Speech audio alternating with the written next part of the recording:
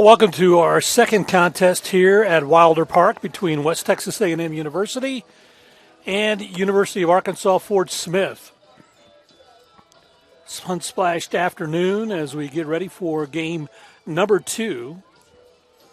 And for Arkansas Fort Smith, they'll send Jacob Petros to the hill. The junior is 1-4 on the season with a 5.70 earned run average.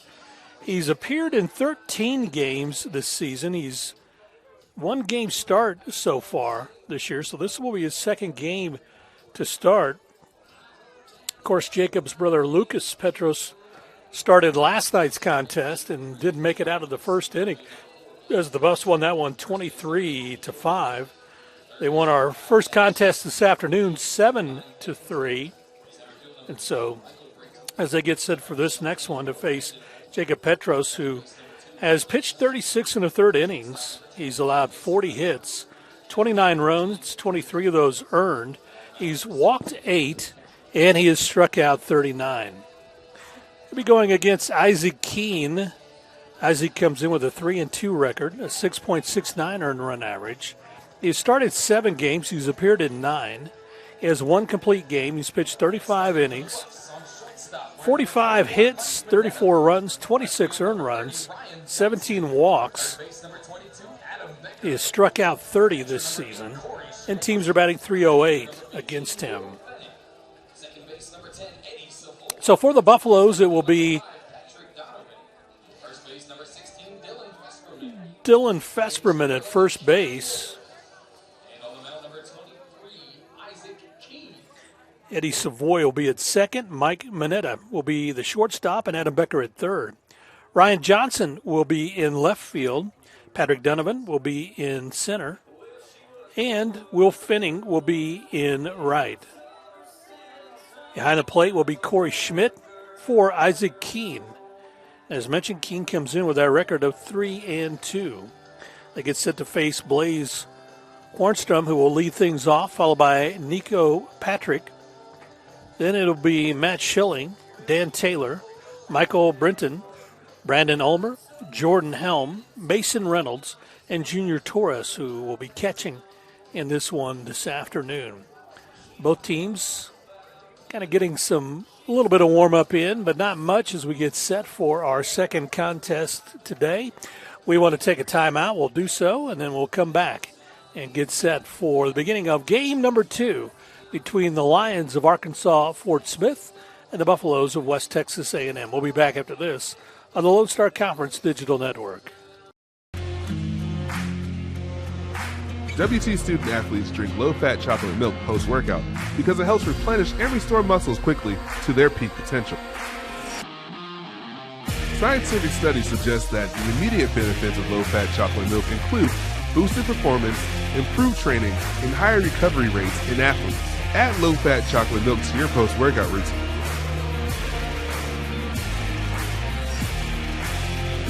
Go Buffs!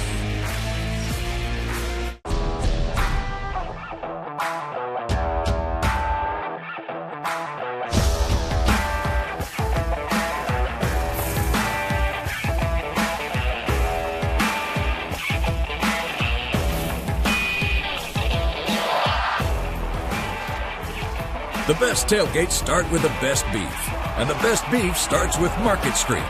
Market Street, where we do beef the best.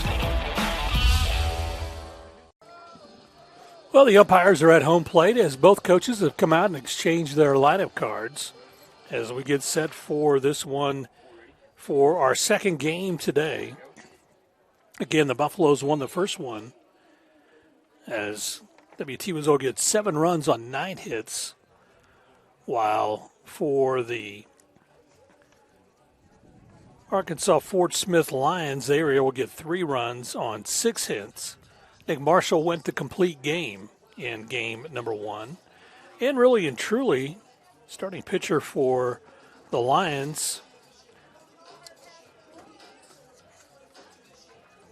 Braden Johnson, went 6 1/3 before he was replaced to get the final couple of outs, or I should say he went 5 1/3. And so he took the loss in game number 1. So it'll be Isaac Keene and Jacob Petros as we get set for this one. Keene getting his final warm-up tosses in, and he'll face Blaze Quanstrom, Nico Patrick, and Matt Schilling as we look at the lineup for the Lions of University of Arkansas Fort Smith. And it looks this way with Quanstrom, Patrick, and Schilling. Then Taylor, Brenton, Ulmer, and Helm. Jordan Helm getting the start at second base in the third game of this set. Mason Reynolds will be the shortstop, and then Junior Torres will be the catcher in this contest. Blaze Quanstrom will lead things off, batting 194 on the season. As Isaac Keene gets his final warm-ups in, Isaac in the 6.69 ERA, he's trying to bring that down quite a bit. Again, 3-2 on the season. And has appeared, this will be his 10th game to appear in for the Buffaloes. And heading to the plate is Blaze Quanstrom. Quanstrom from Cabot, Arkansas, 5'9" junior. Playing in left field. Will bat from the left side.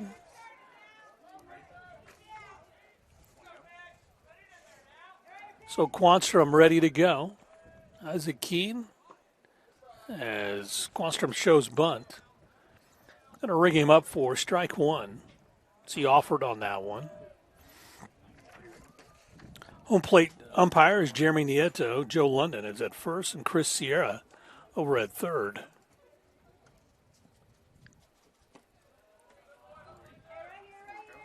That's low for a ball. Isaac Keene from Norwalk, Connecticut. Played at Keene State. That one's fouled off at the plate. He is a 6 foot, 185-pound senior. Right-hander, throws hard. Wants to try to get into a rhythm early in this one.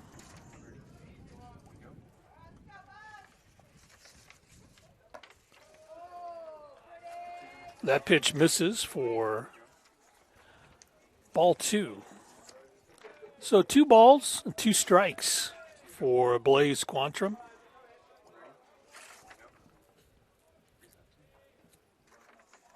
Quanstrom takes a cut.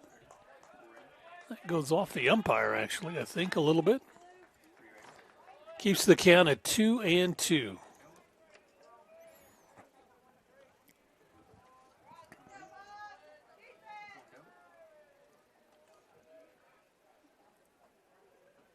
Keene comes home with it. That's going to be hit down the third base line, fouling out of play.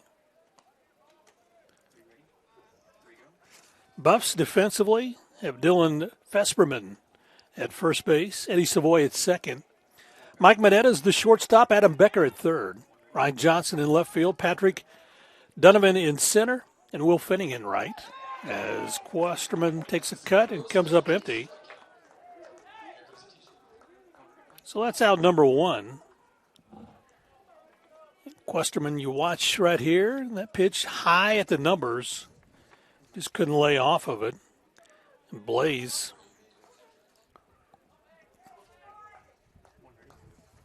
struck out his first at bat in game number 1 today and struck out on this one for game number 2. Bring up Nico Patrick, who is playing first base in this game. He caught in game number 1 this afternoon.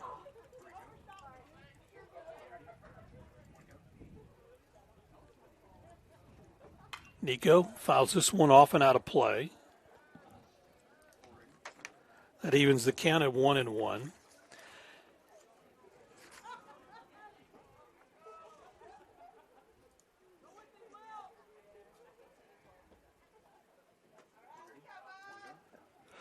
Nico batting .264. Looks at a pitch inside for a ball.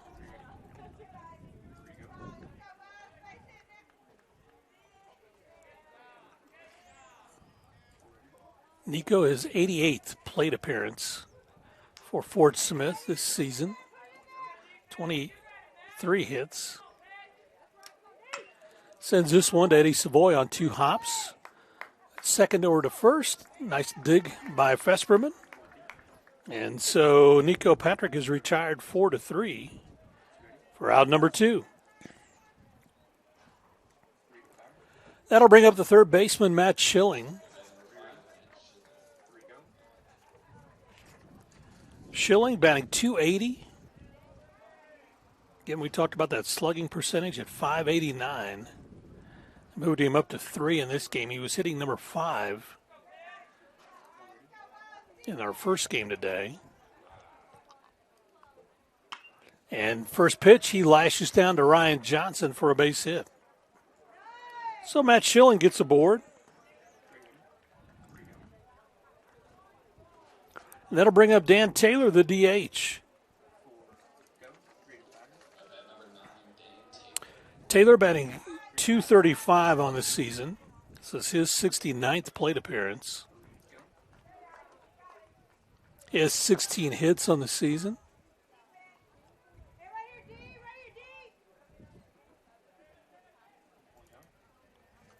Schilling takes his lead off the bag at first. There's a swing and a foul ball. So Taylor down in the count, 0-1.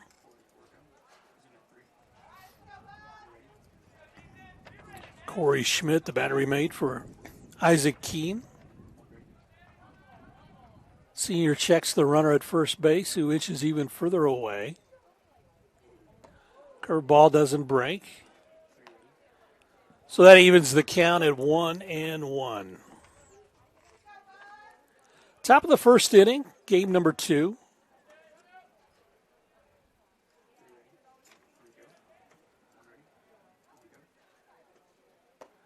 That pitch got the inside corner for a strike. I don't think Taylor thought that was there, but, man, that had a nice bend to it.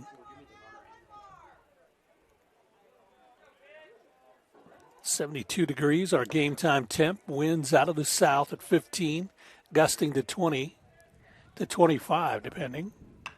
Here's a slow roller to the shortstop. Mineta underhands over to Eddie Savoy for out number 3 as Schilling is forced out. 6-4. And so no runs on one hit. There were no errors and one left on base. We played half an inning. The Buffs coming to the plate for the bottom of the first. We'll take a timeout before they get up there, and we'll be back to Wilder Park after this on the Lone Star Conference Digital Network. Deep in the heart of Texas, the prairie Bud Light, proudly brewed in the heart of Texas. We are Carpet Tech, and we are family. More than carpet cleaners, we're a team. Diving right in, not afraid to invest in our work and each other. We're killing it day in and day out, never shrinking from a challenge. Our people are 1 part passion, 1 part grit, and about a zillion parts awesome. And we are always looking to add to our family. So what are you waiting for?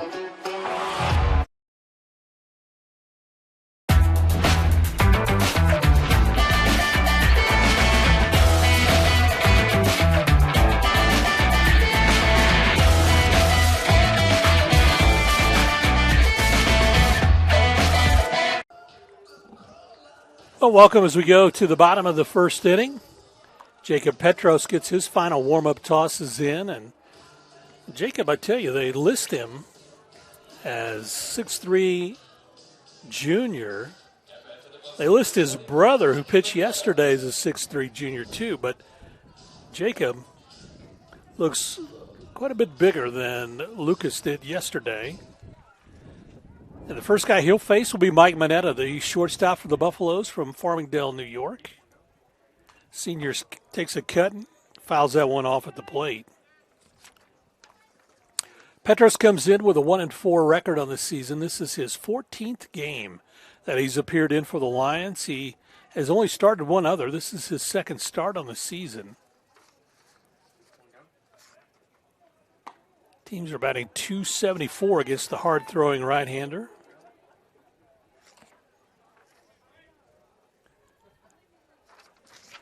Petros from Cabot, Arkansas. A lot of these guys from Cabot. There's a strike on the inside corner. So that runs the count to 1-2 on the leadoff man for the Buffaloes, Mike Mineta.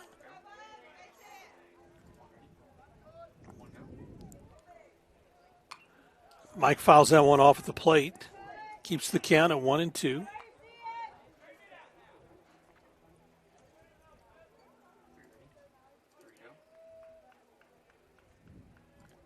Mineta settles in, ready.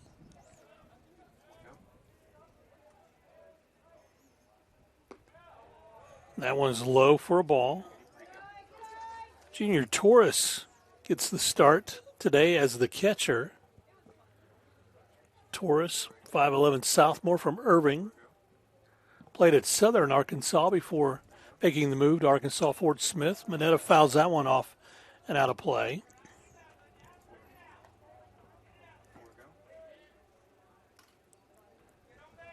New baseballs for the home plate umpire as he makes his way back behind the plate.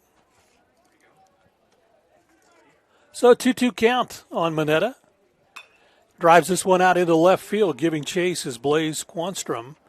And he'll circle underneath and pull that one in for out number 1. Now bring up Ryan Johnson.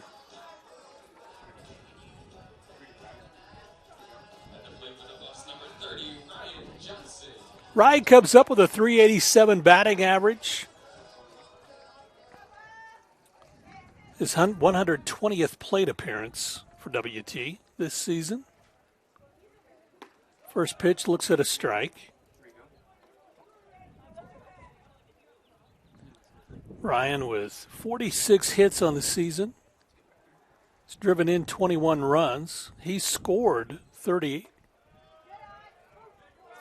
runs this season. He's walked 8 times, struck out 9. Ryan batting from the right side. Down in the count, 0-2.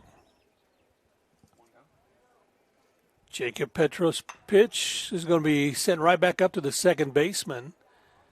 And that is going to be mishandled by Nico Patrick at first base. So Ryan Johnson gets aboard. Let's see if the Jordan Helm will get the air for that. I'm not sure if he gets it on the throw or if it goes to Nico. But Ryan sends this one over to the second baseman behind the bag. Comes up throwing, and Nico just couldn't find a glove. I think it's going to be an E3.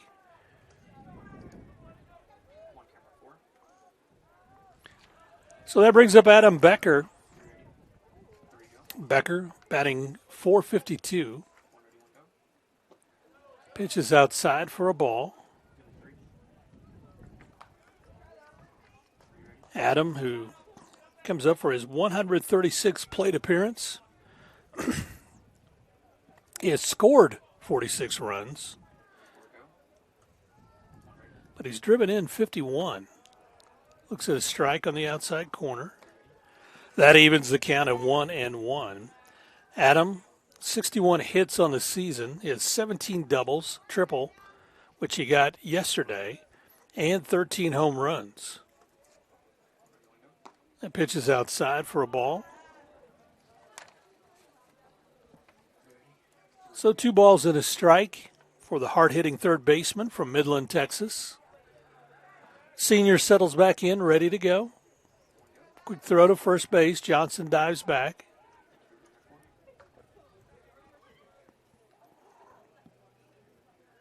Corey Schmidt in the on-deck circle. No score here, bottom of the first inning.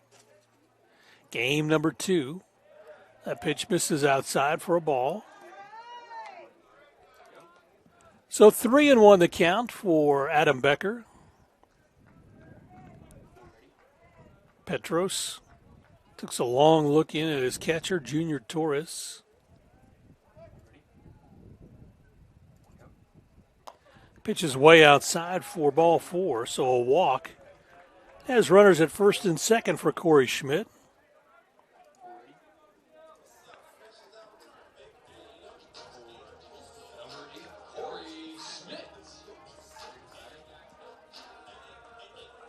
So Corey comes to the plate, the junior from Liberty Hill, Texas. Played at Dodge City Community College before coming to WT. First pitch swing, just missed. Corey down in the count, 0-1, trying to time that delivery from Petros. Runners at first and second. The pitch got the outside corner for a strike. Schmidt, who's catching in this game today, played first base in the last game.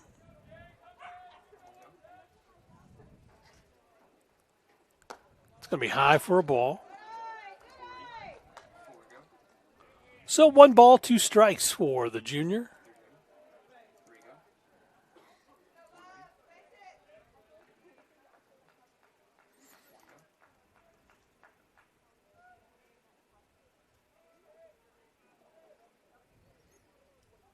And that one hits him. And so Corey will take first base as he is hit by a pitch. And again, this one just right off the thigh. Got him. So he'll make his way down to first base, and we're going to have a quick meeting with Jacob Petros, with Will Fenning coming to the plate. Bases are loaded. 1 out here in the bottom of the first inning. We'd like to thank Kenny Dean State Farm for being a proud partner of WT Athletics. For great service and great rates, call Kenny Dean State Farm and Amarillo National Bank. I'd like to thank them for their support of WT Athletics. Amarillo National Bank, locally owned, family strong, and here to stay. Well, Todd Holland got whatever message he wanted to be with his battery mate, primarily with Junior Torres and Jacob Petros. And he's set to face Will Fenning. Will batting .363, the senior from Scottsdale, Arizona. Will, his 103rd plate appearance, looks at a pitch high for a ball. Will has 37 hits. He's scored 35 runs. He's driven in 30. He's walked 20 times and struck out 19.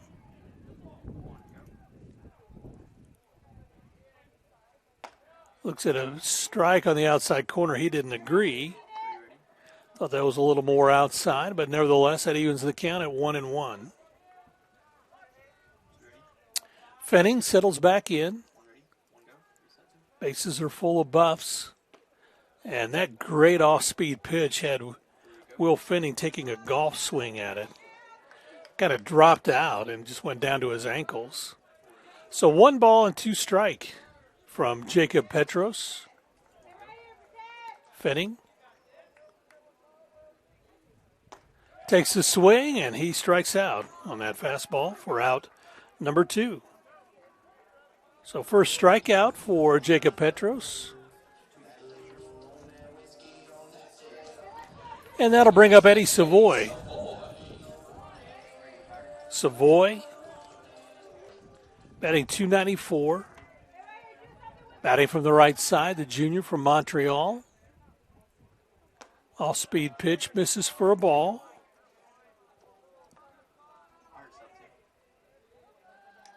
Savoy settles back in, even stance. Batting from the right side. Sun comes splashing out once again. That's high for ball 2.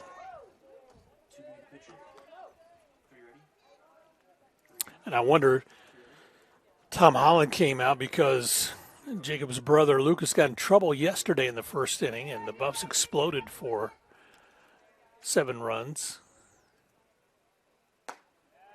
That's ball 3, so he just wanted to make sure he was calmed down and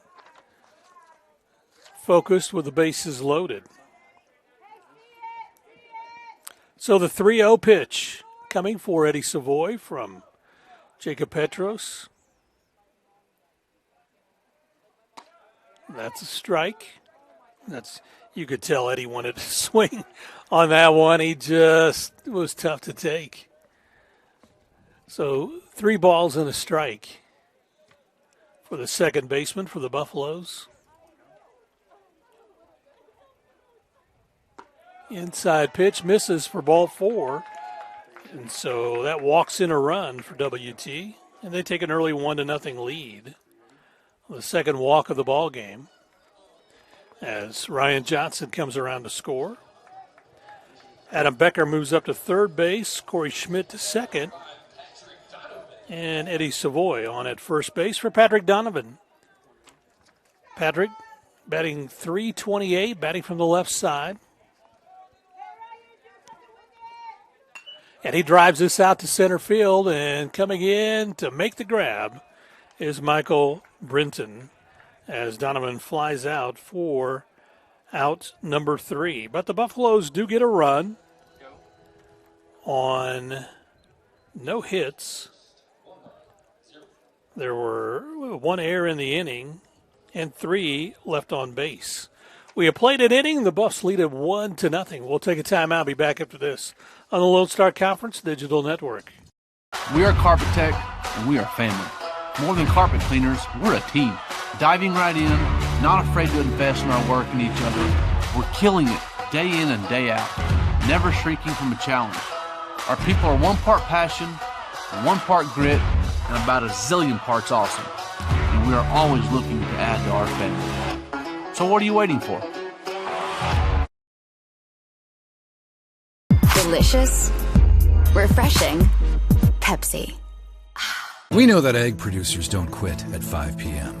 We don't quit until the job's done either. Bankers' hours don't apply at First United Bank because we believe egg lending isn't a 9-to-5 job. While you're out working the fields or managing the herd, we're making sure your money is working too. Whether it's for livestock, land, or equipment, we're one of the most dominant egg lenders in the state and have been burning the midnight oil since 1907. First United Bank. We know ag lending. We know ag. Well, welcome back as we go to the top of the second inning. The Buffs lead this one 1-0. 1 run on no hits, while Arkansas Fort Smith, no runs on 1 hit. They'll send the man who made the final out in that bottom of the first inning, Michael Britton, who pulled that fly ball in. He'll lead things off, followed by Brandon Ulmer and then Jordan Helm. First pitch is the ball to Michael Brinton. Brinton batting .231 from the left side. His 105th plate appearance. Set a pitch inside for ball 2. So he's ahead in the count 2-0 to Isaac Keene. Keene, as he traditionally does, turns his back to home plate, looks at the wristband.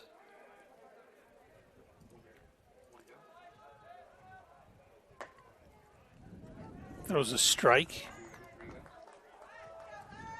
So 2 balls and a strike.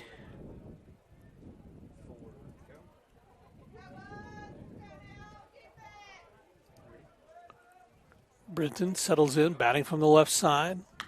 Sends this one out into right field, giving chase. That one is back, and that is gone. A solo home run for Michael Brinton. And for Brinton,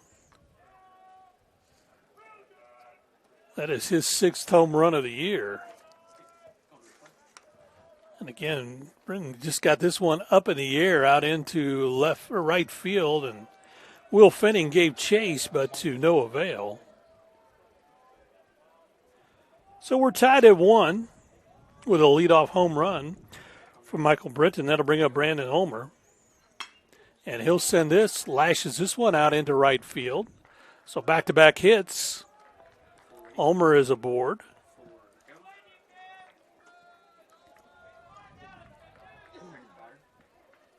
So the top of the second inning, back-to-back hits for Fort Smith, and that'll bring up Jordan Helm. Helm, his first bat in the series, he's batting .132. It's his 39th plate appearance. He has 5 hits on the season. Looks at a ball outside. He's scored 4 runs. He's driven in 4, and he's walked 4 times. But he struck out 10. Ulmer gets the lead at first base. Isaac Keene That one hits him. And so now runners at first and second.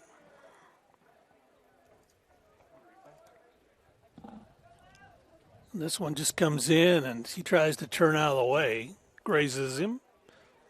So runners at first and second.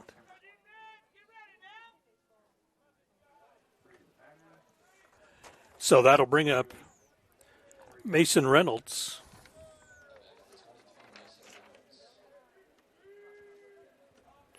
So the shortstop settles in to bat from the right side. First pitch is in there for a strike.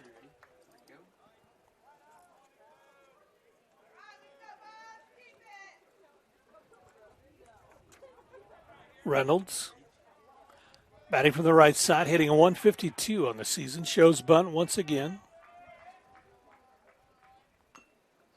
And goes right back to Keene.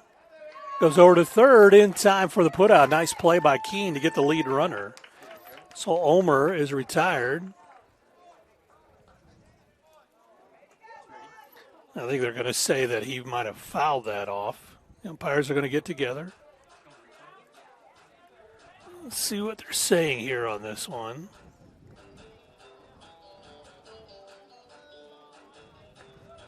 I think they said that hit his knee, looked like. So the umpires get together, make a decision.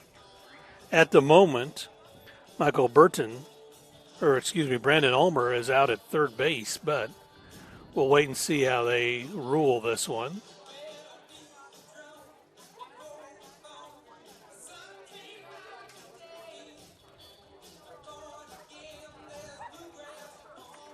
Junior Torres is waiting in the on-deck circle. And so they did rule. Brandon Ulmer is out 1-5 for out number one. So Jordan Helm moves up to second base as Mason Reynolds is on a fielder's choice at first. And that brings up Junior Torres, batting 136 on the season. Torres looks at a strike. Torres from Irving, played at Southern Arkansas, 5'11 Southmore. This is his 23rd plate appearance this season. He drives this one high out into left field. Ryan Johnson settles underneath. And we'll bring that one in for a long fly out for Torres for out number two. We go to the top of the order, and that was going to be Blaze Quanstrom.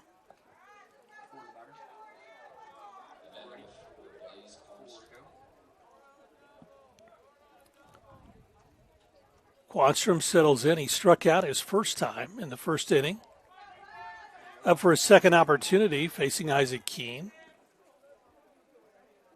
And he pops this one up and out of play.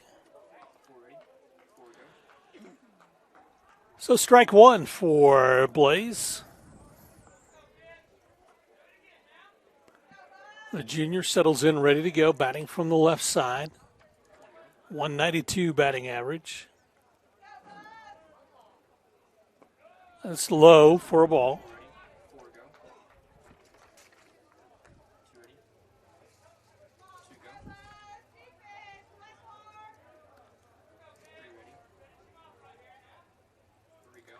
Blaze for his 74th plate appearance, batting from the left side. Pitches inside for a ball. So 2 balls and a strike on the leadoff man for the Lions. 1-1 ball game. 1 run on 3 hits for Arkansas Fort Smith. 1 run on no hits for the Buffaloes. This is hit towards first base, but it's going to be foul. So that evens the count at 2-2.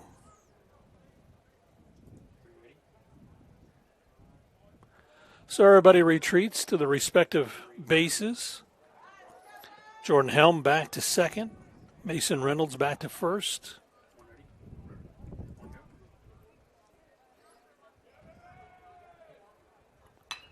And that is a hard shot past the second baseman for a base hit. One run will come. Here's the throw to the plate. And in time, as Jordan Helm is retired on a great throw from Will Fenning for the force out. This is out into right field past the second baseman. Well, Will Fenning comes up throwing, throws a perfect strike, and nice tag out at the plate by Corey Schmidt as Jordan Helm is retired. Trying to round to come home. He is retired 9-2 for out number 3. So, one run comes across for Arkansas Fort Smith. They get one run on 3 hits. There were no errors in the inning and 2 left on base. We have played 1.5. We're tied at 1 thanks to the home run from Michael Brinton for Arkansas Fort Smith. We'll take a break and be back after this on the Lone Star Conference Digital Network. It's got the looks, the style, the performance. Your new car is everything you always dreamed of, and now it's here. First Financial Bank was happy to help put you behind the wheel with a new car loan at a competitive rate and fast, friendly, local approval. It's service that just comes naturally to us, much like a love of tradition comes naturally to you. First Financial Bank, you first. Member FDIC.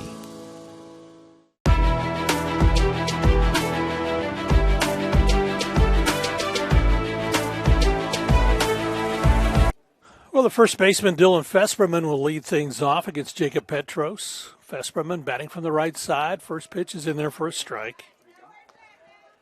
Dylan batting .326 on the season. His 47th plate appearance. He has 15 hits and pitches outside for a ball. So it evens the count at 1-1.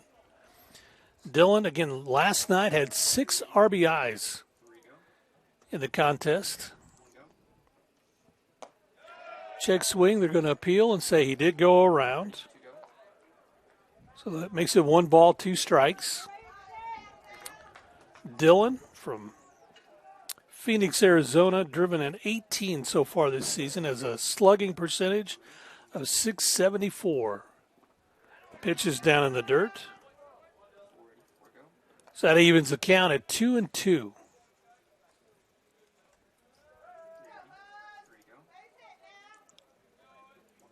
Fesperman looks at a strike on the outside corner. So that's out number 1. Second strikeout for Jacob Petros. And that'll bring up Cam Loy. Cameron from Mansfield, Texas, played at Northeast Texas Community College. The 6', 205-pound junior is the DH in today's game. Batting .308, looks at a pitch outside for a ball.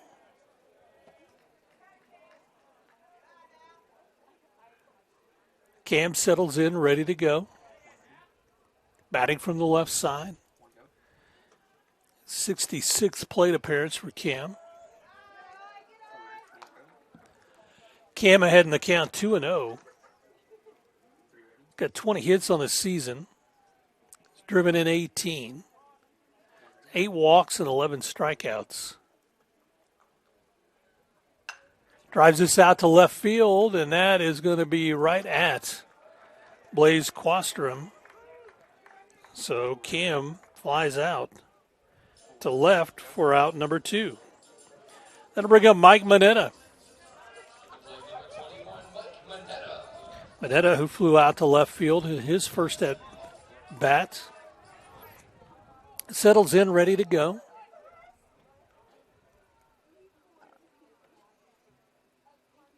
First pitch swinging, fouls this one off and out of play.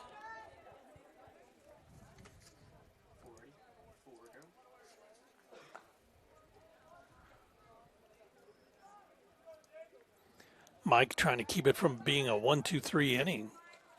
He's the third batter here in the second for Jacob Petros. Drives this one out into right center field, and that one is back. That is over the wall for a stand-up double for Mike Mineta.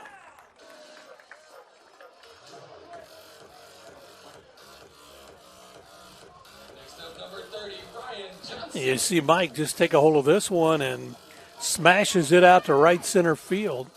Giving chase was Brandon Ulmer, but that goes over the fence as it bounces over for a double. That'll bring up Ryan Johnson. Got a board on an error in the first inning and came around to score on a pass ball. Sends this one sky high out into center field.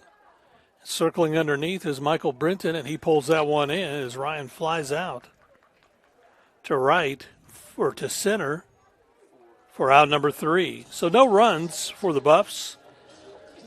On one hit, there were no errors and one left on base. We have played 2 complete. We're tied at 1 between the Buffaloes and the Lions. We'll take a timeout. Be back after this on the Lone Star Conference Digital Network. We live where wide open roads lead to wide open spaces, where life is lived a different kind of way. We believe that generosity should always be given, but loyalty can only be earned. Community is sacred. Integrity is learned. We believe in going the extra mile, whether it's time to work or it's time to play. But most important, we believe in doing the right thing, always. One West is the comprehensive fundraising campaign designed to fuel WT 125 from the Panhandle to the world. We will strengthen WT's impact for the Panhandle region and beyond through a historic, comprehensive campaign, raising $125 million by 2025. The campaign's 3 priorities: people, programs, and places. Now is the time to make a difference for current and future generations. One West. Well, we go to the top of the 3rd inning in a 1-1 ball game. It's kind of shaping up to be similar to our first game today. Buffs won that one 7-3, but it took a while for the offenses to get going. Both pitchers did a good job in that first offing today. Isaac Keene out for his 3rd inning of work. First pitch swinging. Nico Patrick. And that one is going to be foul and out of play right down the line, the 325 mark, but on the foul side of the foul pole. So it turns into a long foul ball for Nico. Patrick hitting .261.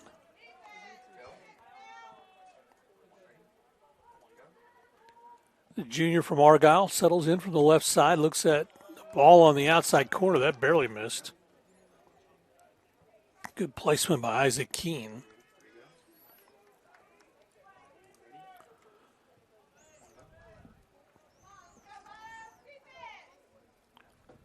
The pitch is high for a ball. So 2 balls and a strike to Nico.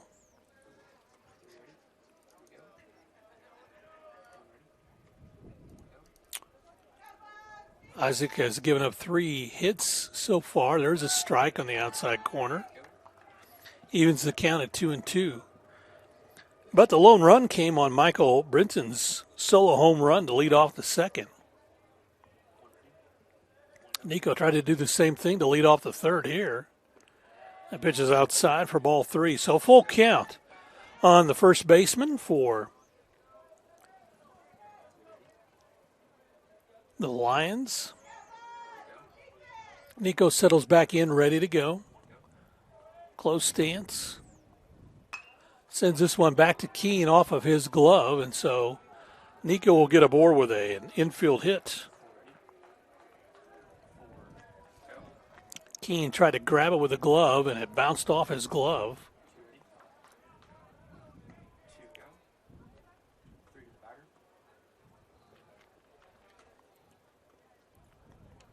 So that brings up Matt Schilling.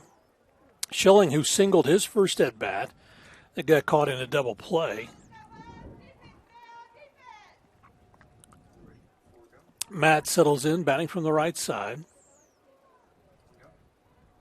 Takes a big cut at a fastball, can't catch up to it. So he's down in the count 0-1.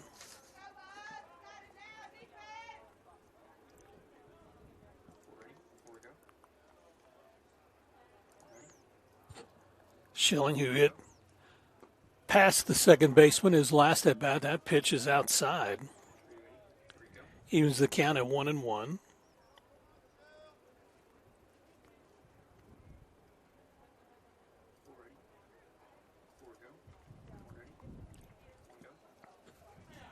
Schilling at an off-speed pitch. He was fooled by that out in front, so he's down in the count 1-2.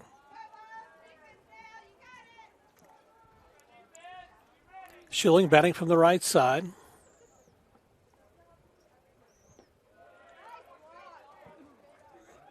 Homegrown product from Fort Smith, Arkansas. Played at Southside High School in Fort Smith. Here comes the 2-2 pitch from Isaac Keene. It's fouled off at the plate.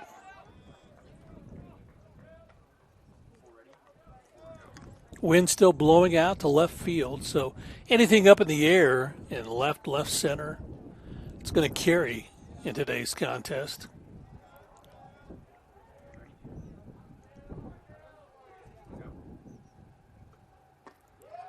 And there's strike three, and Matt Schilling can't believe it. That is out number one. He thought that was way inside. As we look at the pitch, yep, and that just got the inside corner. So second strikeout for Isaac Keene in the ball game. That'll bring up Dan Taylor. Taylor. Set a pitch outside for a ball.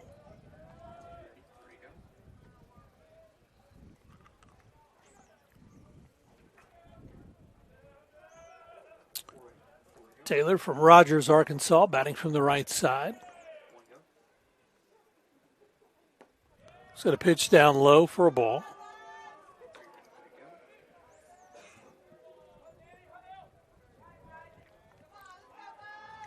Keene, the senior, working here in his third inning. He's allowed one run on 4 hits. Quick throw to first base, diving back to the bag is Nico Patrick.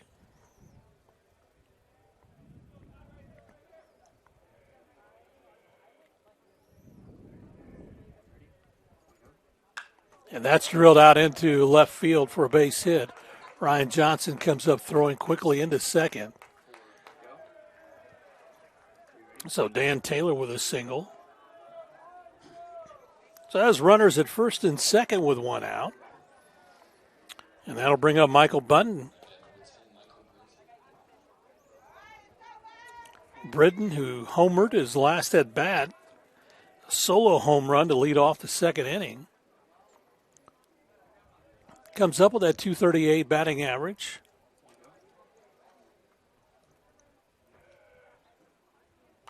Fouls this one off at the plate. So Keene trying to bear down with 2 aboard here in the top of the third.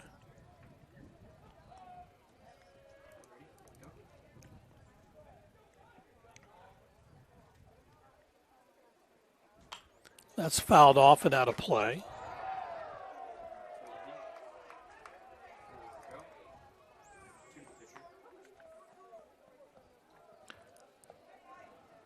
So Brinton down in the count 0-2. Again, we're getting to that part of the day where the sun becomes an issue, especially for right field and the right side of the field. It's in the dirt. Nice stop by Corey Schmidt. Corey gets the mask handed back to him from Michael Brinton and puts it back on, gets ready to go.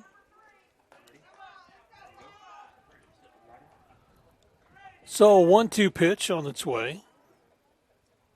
Outside for ball 2.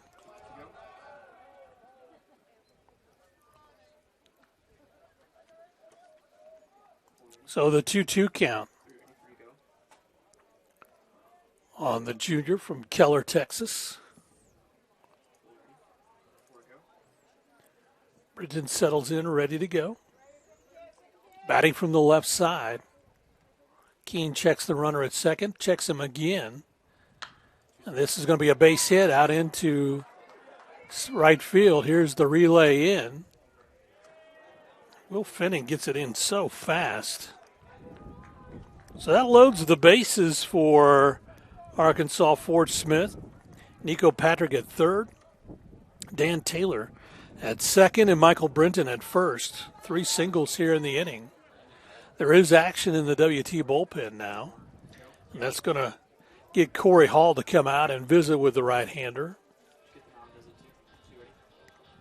Hey, the Canyon Chamber of Commerce is a proud partner of WT Athletics. Canyon Chamber works with local businesses to provide economic growth for the city of Canyon. Thank you for your continued support of WT Athletics.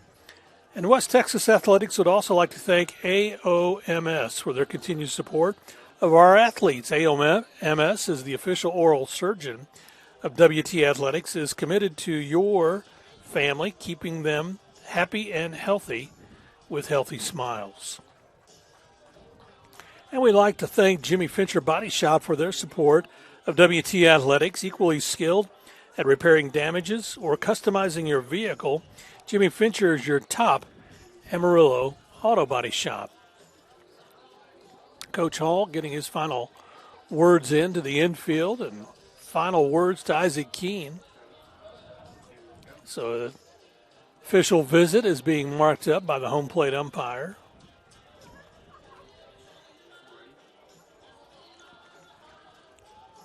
And so that'll bring up Brandon Ulmer. 3 singles here in the inning.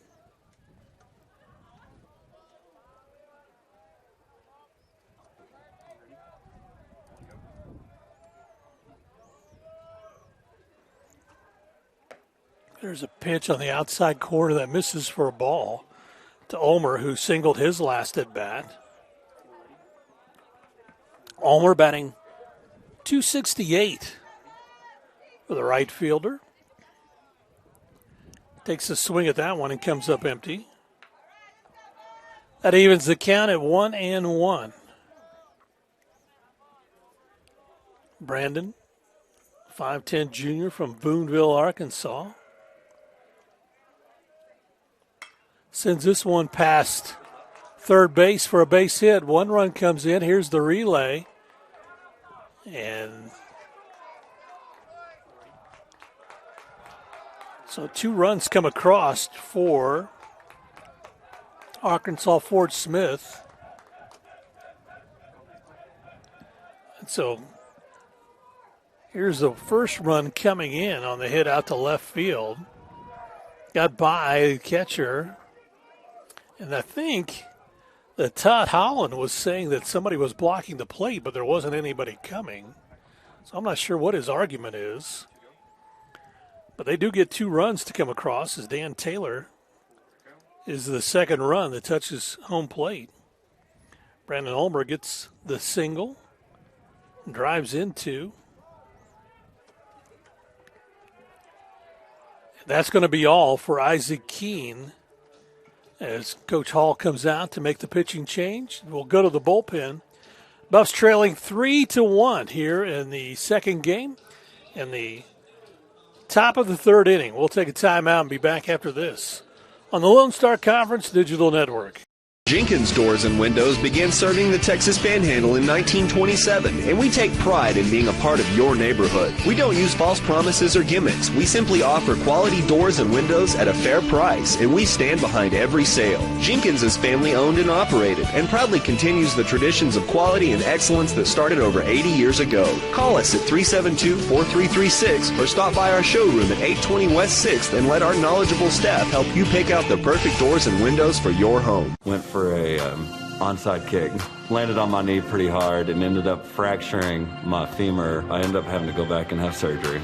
Even the day after I had surgery, I was back in the clinic here. It's nice to have people help me rehab at a caliber of what I'm used to feeling like I can do. One thing that I really liked was having access to the turf, because that's what I'm used to playing on. Now, I mean, it feels like nothing had ever happened. You have a choice of where you can go. This is one of the best places in Amarillo.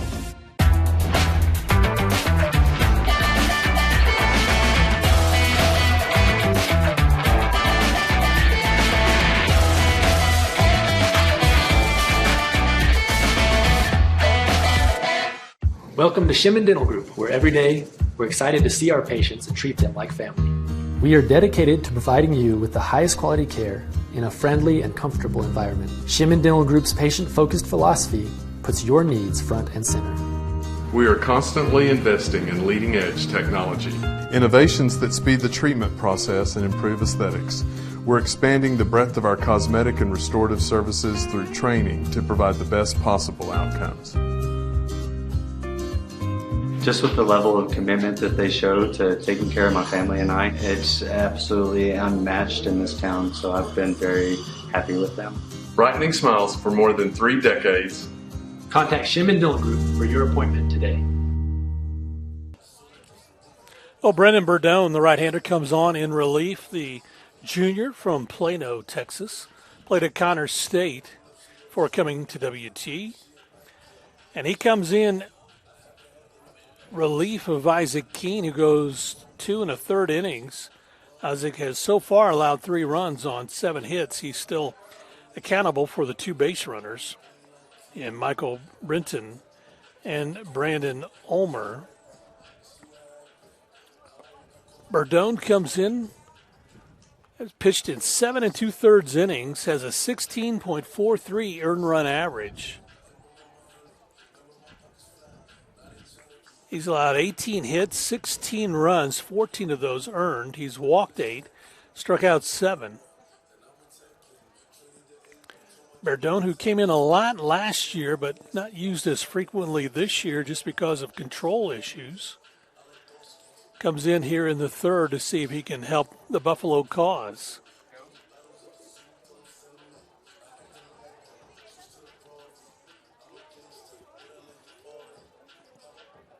Burdone will face Jordan Helm. Helm with that 132 batting average. He was hit by a pitch his last at bat and made it to first base. He was thrown out trying to come around to score to end the 2nd inning as Wolf Fenning came up firing to Corey Schmidt and got him tagged out at home plate.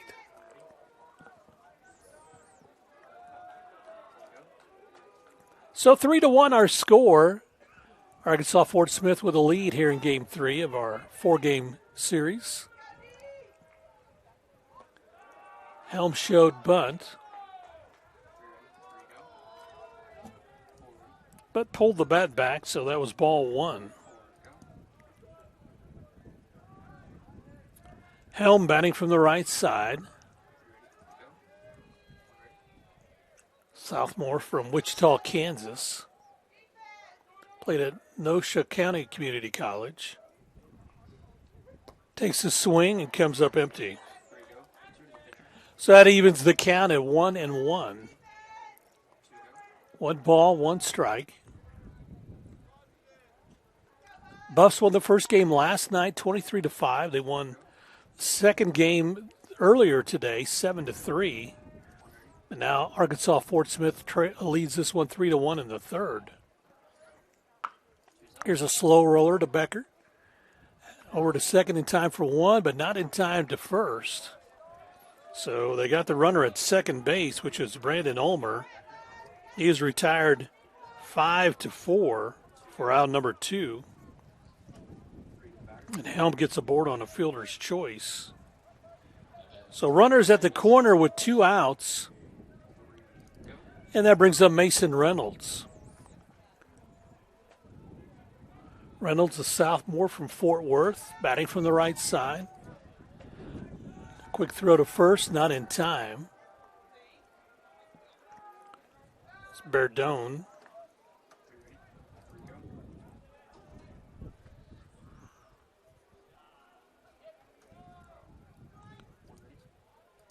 Helm takes his lead off the bag at first. That pitch is in there for a strike.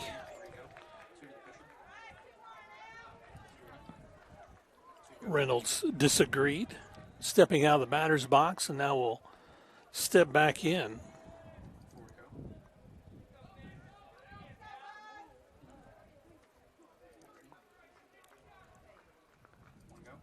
Brennan comes home with it. Pitch misses for a ball.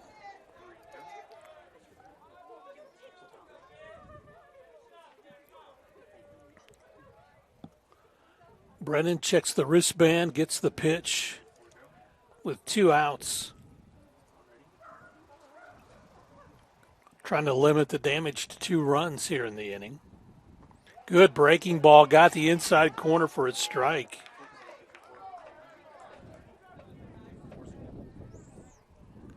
So that runs the count to 1-2 on Mason Reynolds. Shortstop steps back in close to the plate.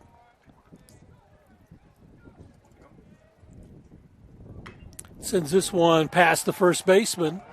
That'll be a base hit that'll score another run. Here's the throw in to third. Will Fenning shows his arm as he just fires that to third base. But Mason Reynolds with a single.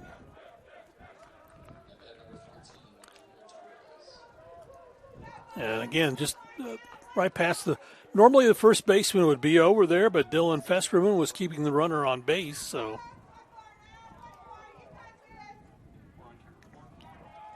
that run will be given to Isaac Keene. Runners at first and second.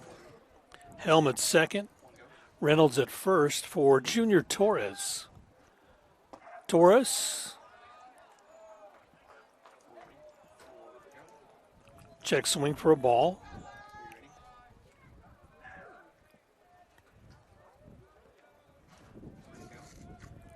Berdone.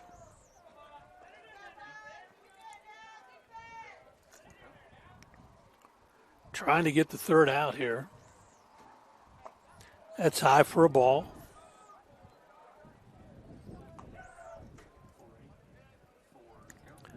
Brennan just trying to find that rhythm.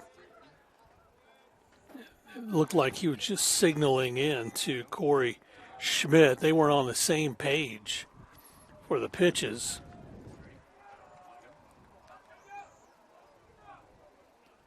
That's going to be low. They got by Corey Schmidt. So everybody advances 1 base.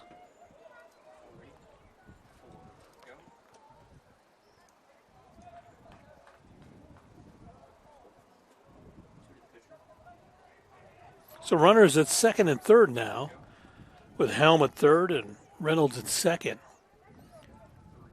And a 3-0 count to Junior Torres.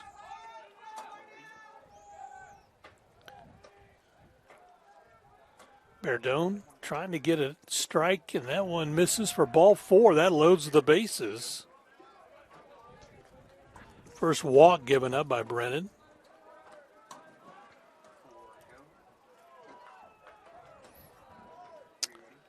And Corey Hall is going to go to the bullpen. That's going to be it for Brendan Berdone, as he just did not get what he was anticipating from Brennan.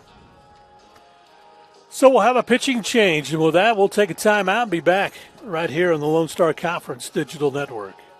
In life, things aren't scripted. If you're an athlete, we need people like you and translate those skills to officiating. You can get a lot out of it. It happens in every town, in every game. We never have a perfect game, but the rewards always outweigh the negativities.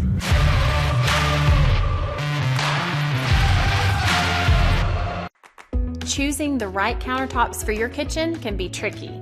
Nowadays, there are hundreds of colors, patterns, and textures and materials that range from natural to engineered stone. Marble Depot is here for you throughout every step of the process. And yes, we do have a lot of options that might make that decision a little harder, but we're also going to ask the right questions so that you get the most out of your investment. So come by our showroom and let us help create what you've been dreaming of. We live where wide open roads lead to wide open spaces, where life is lived a different kind of way. We believe that generosity should always be given, but loyalty can only be earned. Community is sacred. Integrity is learned. We believe in going the extra mile, whether it's time to work or it's time to play. But most important, we believe in doing the right thing, always. WT student athletes drink low-fat chocolate milk post-workout because it helps replenish and restore muscles quickly to their peak potential. Scientific studies suggest that the immediate benefits of low-fat chocolate milk include boosted performance, improved training, and higher recovery rates in athletes. Add low-fat chocolate milk to your post-workout routine.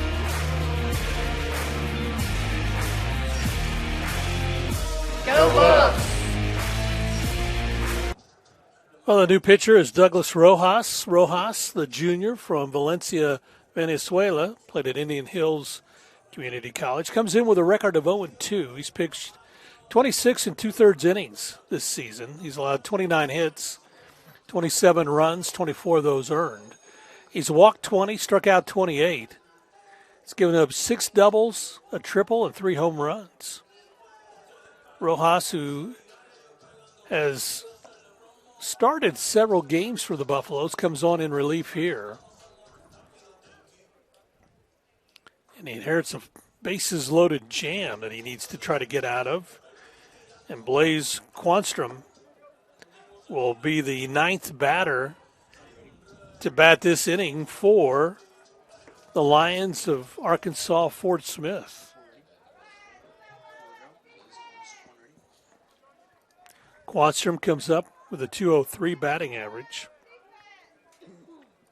He singled his last at-bat. He struck out in his first at-bat, but this is the 3rd time he's come to the plate here, and we're in the 3rd inning. Breaking ball, got the inside corner for a strike.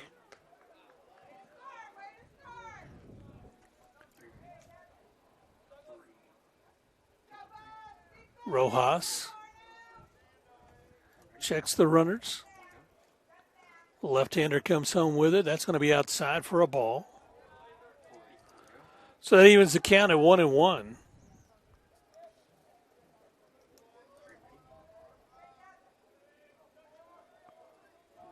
Quanstrom 1 for 2 at the plate today. His last at bat was that single to right field. As that one misses for a ball.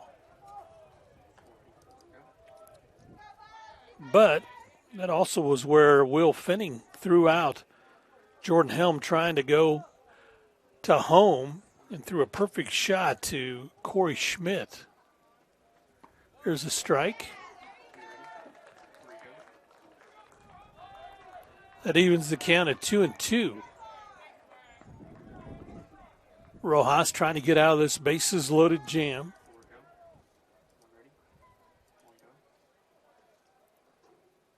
Junior comes home. Slow roller that is fouled off at the plate.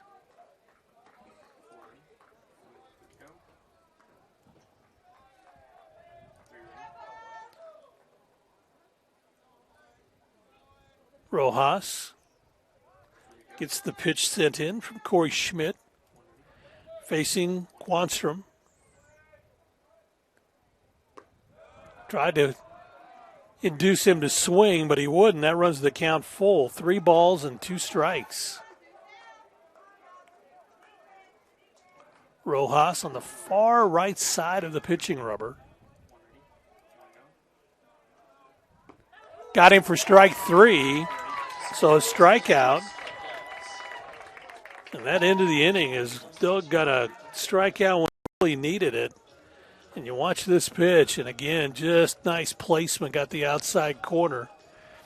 But the Lions of Fort Smith get 3 runs on 5 hits. No errors in the inning, and 3 left on base. We have played 2.5, and the Lions lead this one 4-1. We'll take a timeout and be back after this on the Lone Star Conference Digital Network. Welcome to MediDrive Pharmacy. We greet you by name, and our pharmacists take the time to console you and answer all your questions. Our Health Mart Pharmacy specializes in serving our community with fast, friendly professional service and the highest quality of medicine and health products. We accept most insurance plans, including Medicaid and Medicare, and we offer free in-town delivery to your home or business. Come visit us for all your healthcare needs. It's got the looks, the style, the performance. Your new car is everything you always dreamed of, and now it's here. First Financial Bank was happy to help put you behind the wheel with a new car loan at a competitive rate and fast, friendly, local approval. It's service that just comes naturally to us, much like a love of tradition comes naturally to you. First Financial Bank, you first. Member FDIC. Well, Adam Becker makes his way to lead things off here in the bottom of the third, facing Jacob Petros. He walked the last time he faced Jacob and was left stranded at third base. Drives this one out into left field for a base hit, so Adam Becker gets on with a leadoff single. And that'll bring up Corey Schmidt. Petros, who sat for quite a bit.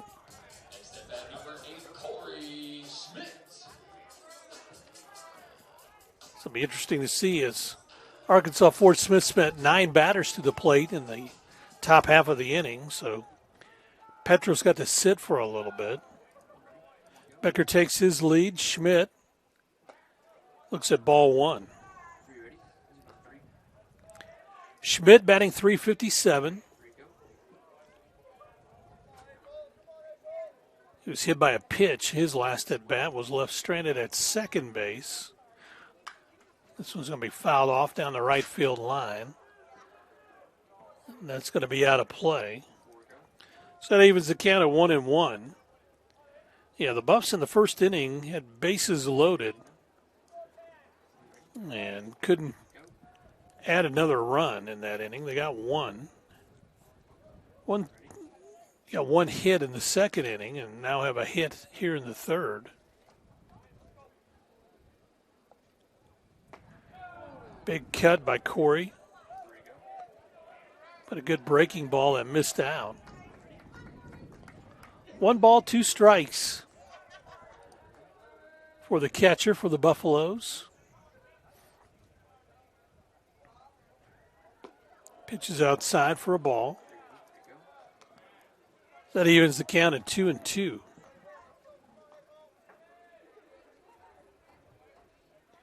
Schmidt batting from the right side. Fouls this one off at the plate.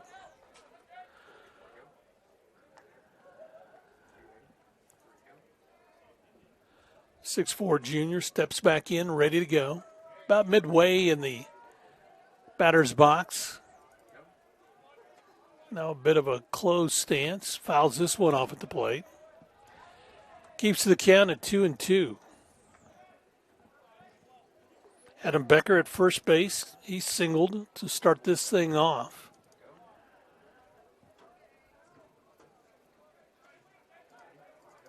Schmidt trying to help the Buff offense get going. Drives that out to left field, giving chase. Oh, nice catch by Blaise Quanstrom as he is able to grab that one. That looked like a rocket off of the bat of Corey Schmidt and turns into a fly out to left field for out number 1.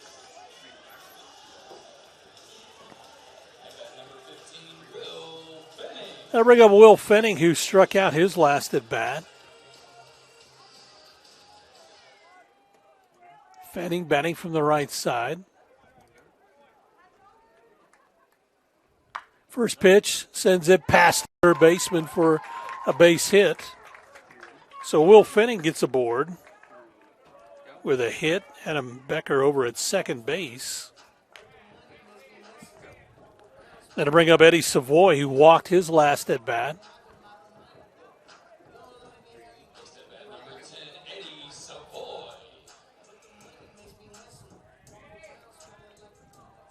Savoy batting from the right side, settles in, batting .294.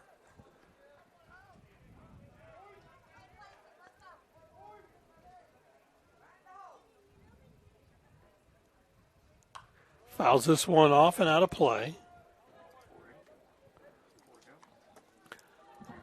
So Eddie down in the count 0-1.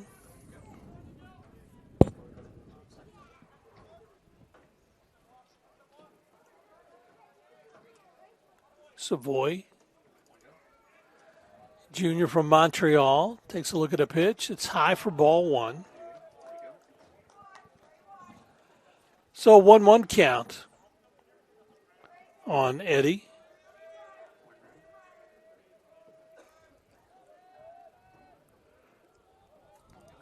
Savoy with runners in scoring position, hitting .340 on this season. He's got Adam Becker out at second base. Sends this one out to right field, shallow right field. This is going to be tough. Coming over to make the catch is the second baseman, Jordan Helm. So Savoy pops up to the second baseman for out number 2. That'll bring up Patrick Donovan.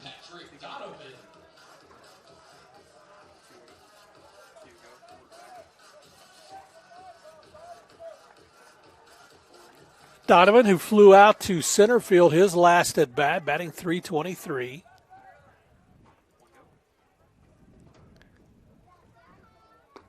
Looks at a strike.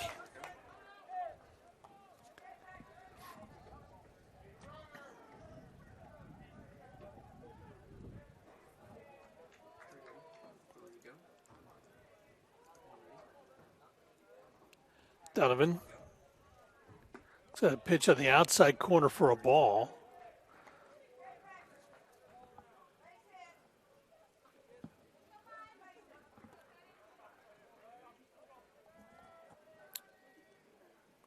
The junior settles in, ready to go, batting from the left side. That's high for ball 2. So 2 balls and a strike.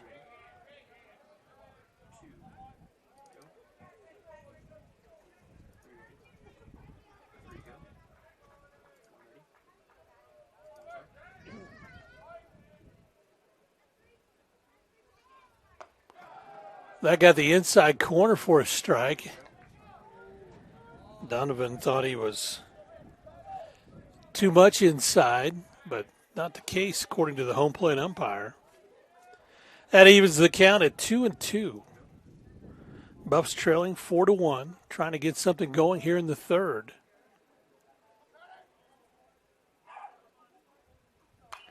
And this is fouled off and out of play.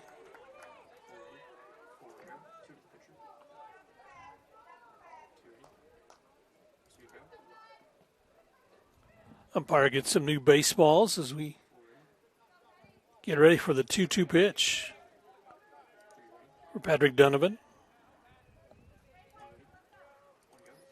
Runners at first and second for the Buffs. Pitch is outside for a ball. So a full count, 3 balls, 2 strikes for the junior from Scottsdale. He settles back in, ready to go. A lot of room in right center for him. Runners are off, and that's going to be ball 4 as that's high and outside. So that loads the bases for the Buffaloes once again. Buffs had the bases loaded in the first. Left all 3 out there. And now have bases loaded here in the third for Dylan Fesperman. Dylan, who struck out his last at bat against Jacob Petros.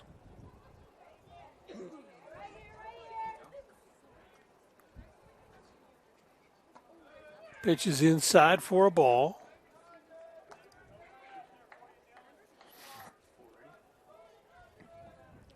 Fesperman batting from the right side from Phoenix, Arizona. Played at Arizona State. Fouls this one off at the plate. That evens the count at 1-1.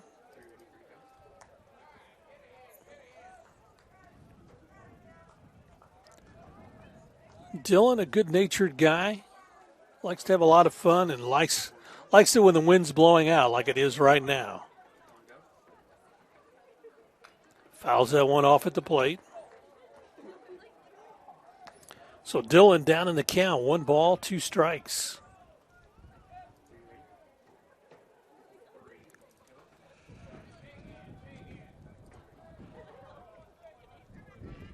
Vesperman settles in, ready to go, batting from the right side, facing right-hander Jacob Petros. Comes home with it.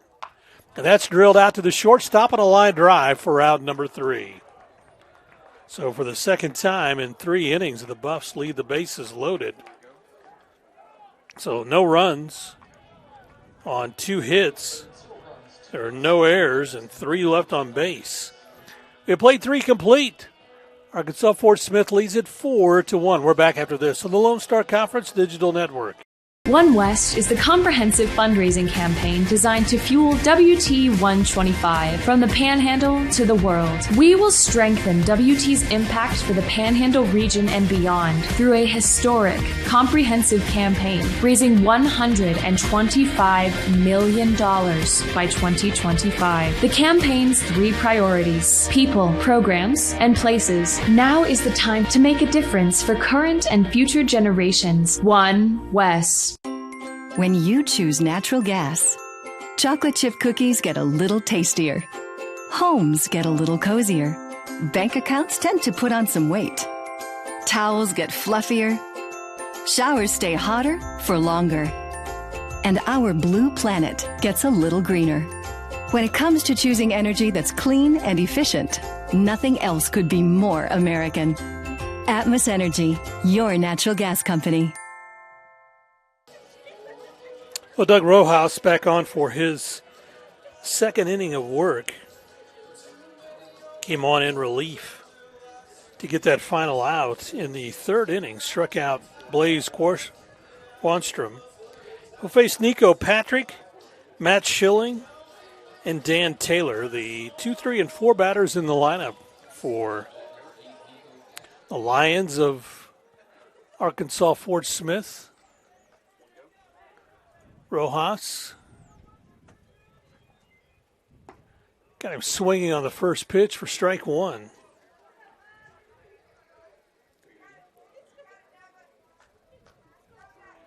Nico facing the left-handed batter.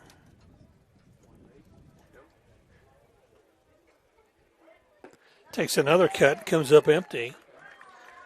So Nico down in the count 0-2 to Doug Rojas.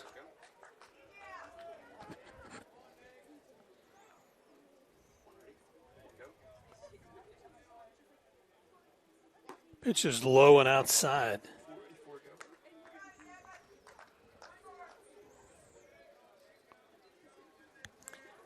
Nico batting .270. Got that batting average up a little bit during this series. Breaking ball just misses inside. Boy, that had some arc on it. But just turns into ball 2. So a 2-2 count on the first baseman for Arkansas Fort Smith. Takes a swing, and that's a strikeout. So that's the second strikeout for Doug Rojas.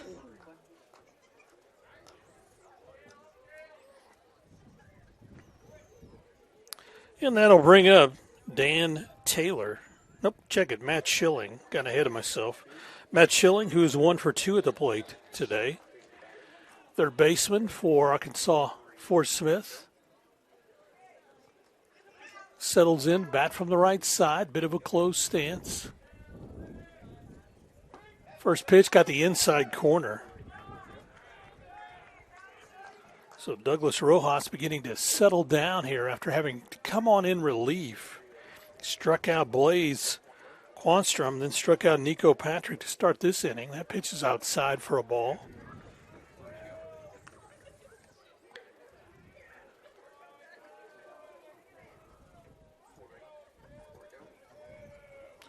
Rojas got a nice breaking ball there for a strike. So 1 ball, 2 strikes for Matt Schilling.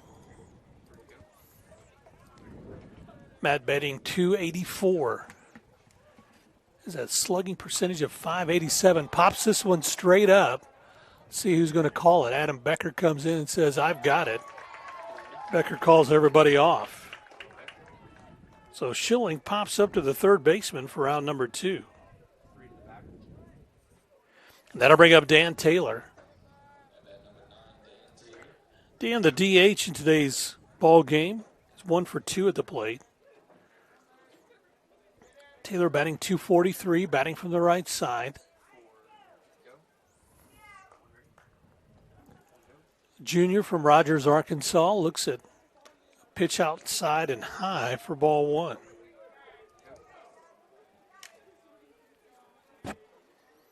Four to 1, 4 runs on 8 hits and an error for Arkansas Fort Smith. 1 run on 3 hits for the Buffs. That one got fouled off of Corey Schmidt. They're going to check him out real quick. As the home plate umpire, Jerry Nieto, walks the baseball out to Doug Rojas.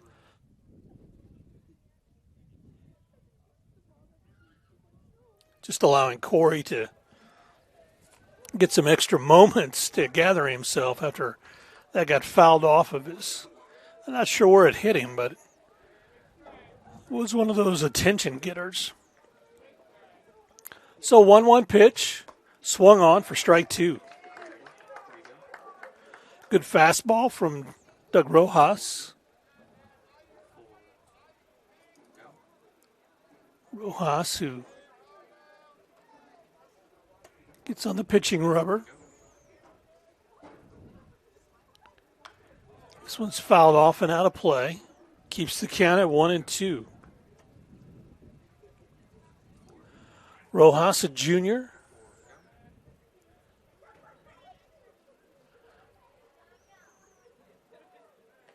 Played at Indian Hills Community College before coming here to WT.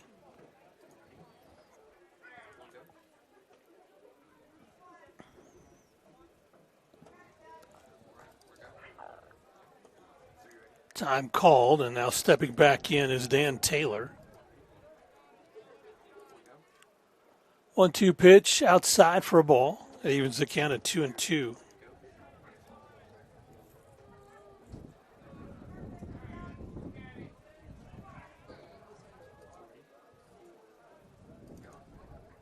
Taylor settles in, ready to go.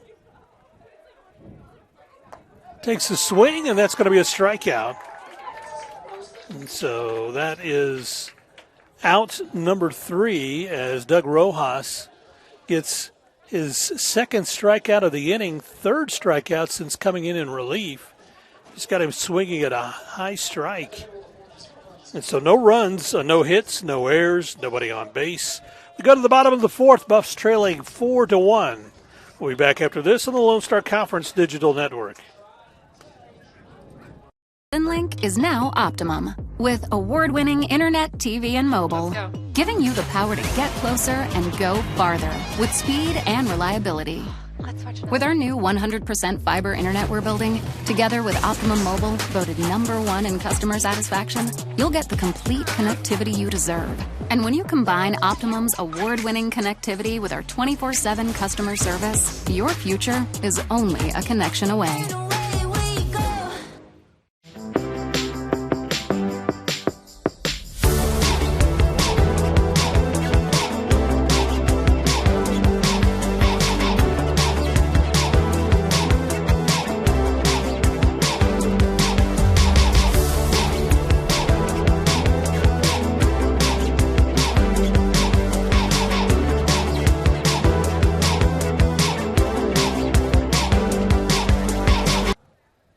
Cam Loy will lead off the bottom of the 4th inning for the Buffaloes.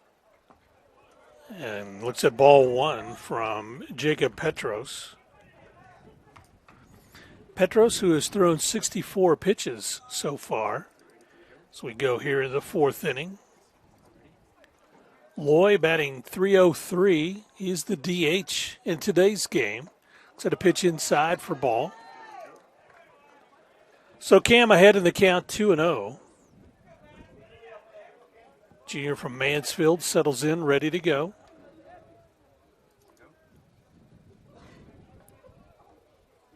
Pitch is way outside for ball 3. Nice job by Junior Torres to corral that one. That was going back to the fence. So Loy steps back in, batting from the left side. Ahead in the count, 3-0. And that's inside corner for a strike.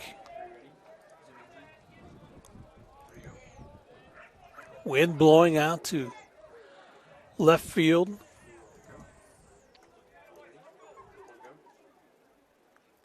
That's going to be a golf towards the second baseman. Helm comes up throwing, bounces it over to the first baseman for out number 1 as Cam is retired 4-3. So that'll bring up Mike Mineta.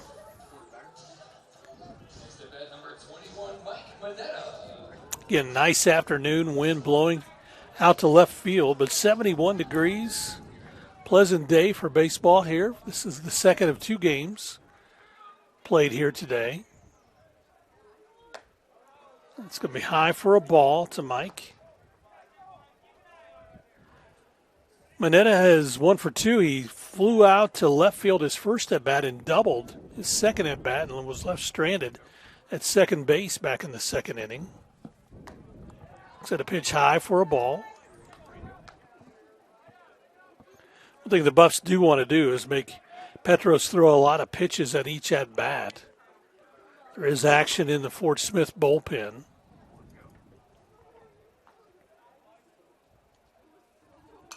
That's fouled off and out of play. So 2 balls and a strike.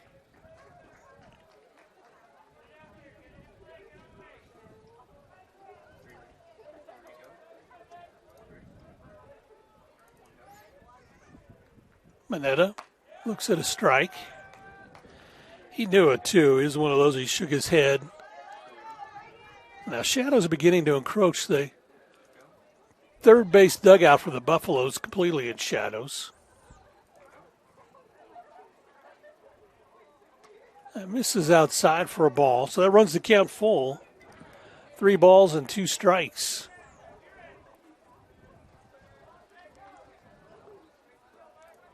Mineta settles in, ready to go, batting from the left side.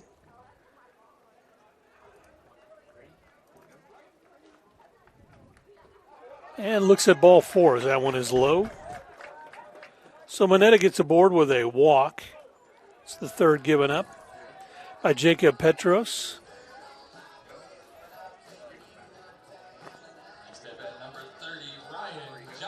That'll bring up Ryan Johnson, Ryan is 0 for 2 at the plate, even though he got a board on an error back in the first inning and came around to score. Set a pitch low for a ball. Ryan flied out to center field his last at bat.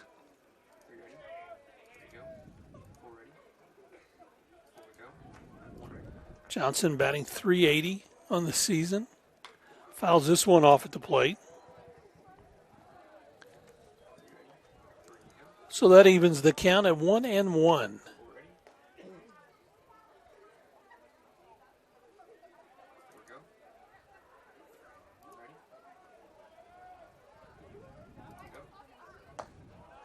Pitch got the inside corner for a strike. Kind of at the hands level, but got called for a high strike.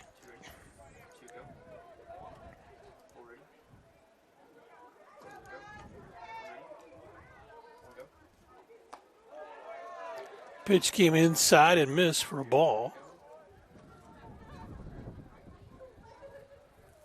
So 2 balls, 2 strikes. Ryan settles back in, batting from the right side. Fouls this one off down the right field line. That'll be out of play. Nico Patrick gave chase, but that one was back in the grass.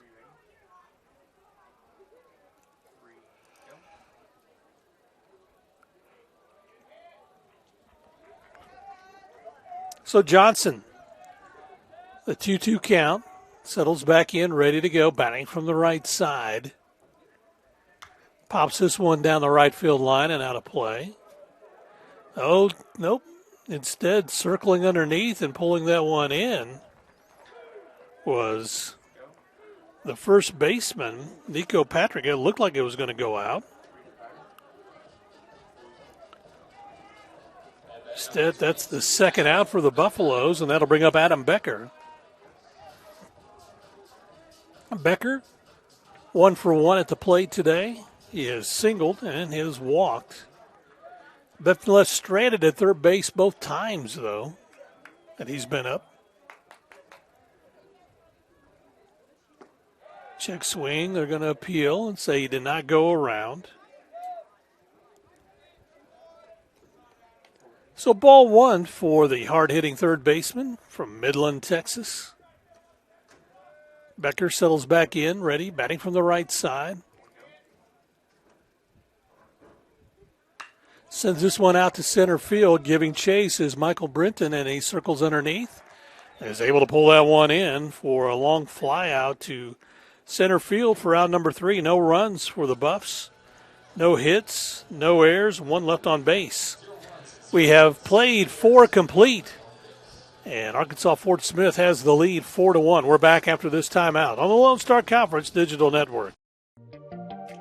Since 1933, the Panhandle Plains Historical Museum has housed the vast history of Panhandle Plains, given back to the community, and provided educational resources to those who live here. Located on the campus of West Texas A&M University, PPHM is free to all students, faculty, and staff at WT. We offer volunteer opportunities, internships, and hands-on research experience. From prehistoric times to pioneer travels, there's something for everyone at the largest history museum in Texas. Stop by and see us sometime. Oh, and don't forget, go Buffs!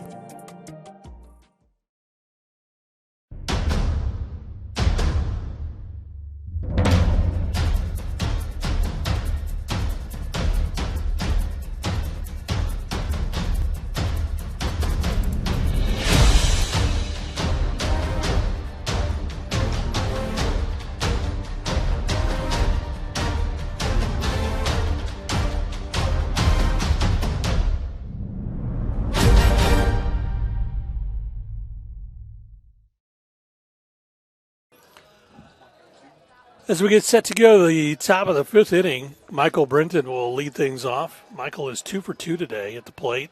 He has a home run in the 2nd inning and a single, and came around to score in the 3rd. So Brinton comes in batting 245. Also driven in a run, of course, with that home run. Doug Rojas getting set to face him for the first time. Looks at strike 1. Good breaking ball that comes in. Kind of buckles the knees a little bit. Brandon Ulmer will be up next, and then Jordan Helm. 5, 6, and 7 in the batting order. Fastball misses outside for a ball.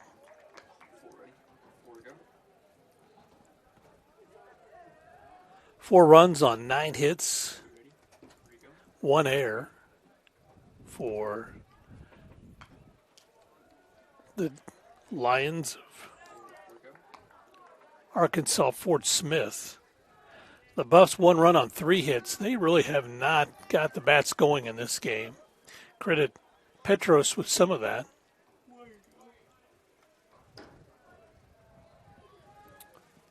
So the 1-2 pitch is behind the batter. So that evens the count at 2-2. One of those that Doug Rojas was trying to get to turn over, just wouldn't turn over.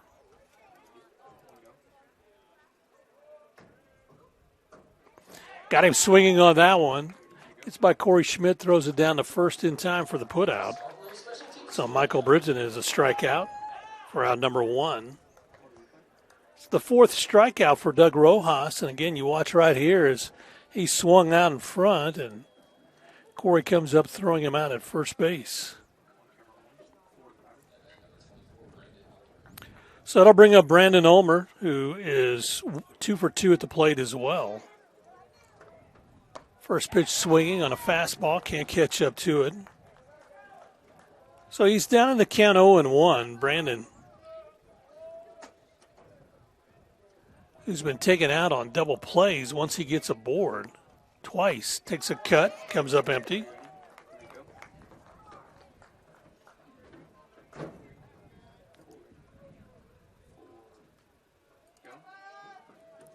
Rojas gets the pitch, comes home with it. Got him, strike 3. So Homer on 3 pitches is a strikeout victim. That is the 5th strikeout for Doug Rojas, and this one, just no doubt about it. I mean, perfect placement. Got him looking all the way. He must have been looking for something else on that one. So that'll bring up Jordan Helm. Jordan's been on base twice. Got hit by a pitch. As that one's fouled off at the plate for a strike. But got hit by a pitch. Got thrown out trying to run home later in the inning in the second. And got on a fielder's choice and left stranded at third in the third. Helm fouls this one off at the plate. So he's down in the count 0-2.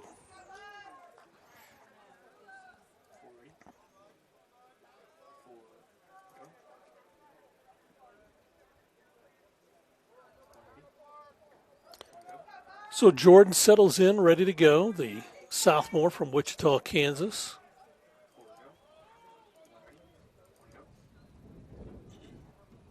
Off-speed pitch, got him swinging, and that is the 3rd strikeout in the inning and the 6th since Doug Rojas has come in. And watch this one, just got him way out in front.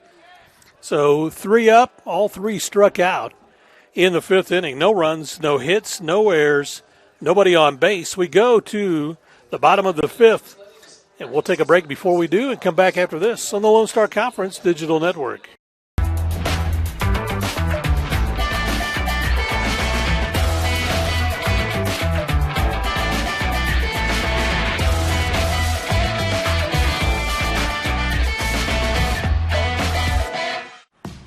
This isn't just any burger run. This is a burger run for Whataburger Sweet and Spicy Bacon Burger. 2 fresh all-beef patties with melty cheese, grilled onions, crispy bacon, and sweet and spicy pepper sauce. 1 for you, 1 for him, and 1 for your unofficial roommate, Brad. Always order an extra. You know, for Brad. The all-time favorite sweet and spicy bacon burger from Whataburger. Just like you like it.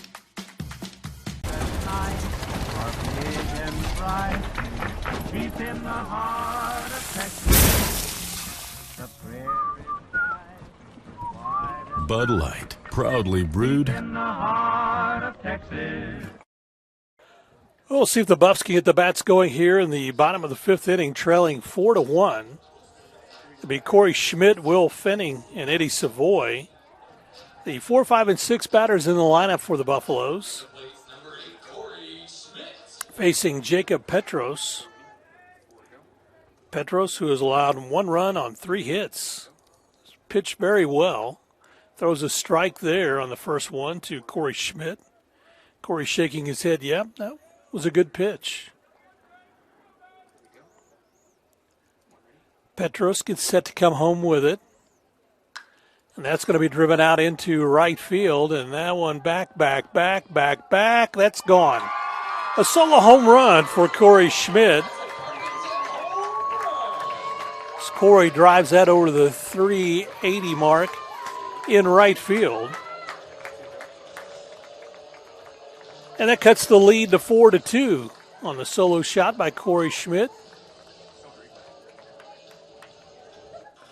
And you watch this one as Corey just hammers it up in the air and got that out to the, like I said, about the 380 mark. And so it's a 4-2 ball game, and that'll bring up Will Fenning. Fenning, who is 1 for 2 at the plate, looks at a strike. Fenning batting .365 on the season.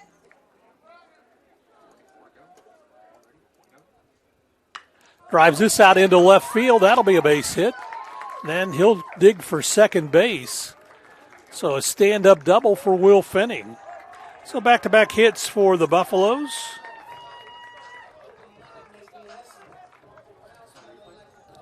And watch Will as he just extends the arms on this one and drives it out to left center. Got all of that, and that may be it for Jacob Petros, as he's given up 2 hits in this inning, and that'll be it. So Petros will make his way out, and they'll bring in a new pitcher to come in, and with that, we'll take a timeout and be back after this on the Lone Star Conference Digital Network. Since 1933, the Panhandle Plains Historical Museum has housed the vast history of Panhandle Plains, given back to the community, and provided educational resources to those who live here. Located on the campus of West Texas A&M University, PPHM is free to all students, faculty, and staff at WT. We offer volunteer opportunities, internships, and hands-on research experience. From prehistoric times to pioneer travels, there's something for everyone at the largest history museum in Texas. Stop by and see us sometime. Oh, and don't forget, go Buffs! Energy is a glowing sphere of hot gas. It's an ocean of air. And at Excel Energy, we make it safe. It's why we train first responders. Help you identify where utility lines are buried. Sir, do not dig there. And it's why we study the flight paths of majestic golden eagles before we build a wind farm. Safer energy, people. It's all part of a carbon-free 2050. You, us, together.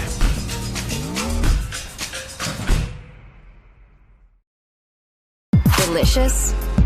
Refreshing. Pepsi. Jenkins Doors and Windows began serving the Texas Panhandle in 1927, and we take pride in being a part of your neighborhood. We don't use false promises or gimmicks. We simply offer quality doors and windows at a fair price, and we stand behind every sale. Jenkins is family owned and operated, and proudly continues the traditions of quality and excellence that started over 80 years ago. Call us at 372-4336 or stop by our showroom at 820 West 6th and let our knowledgeable staff help you pick out the perfect doors and windows for your home.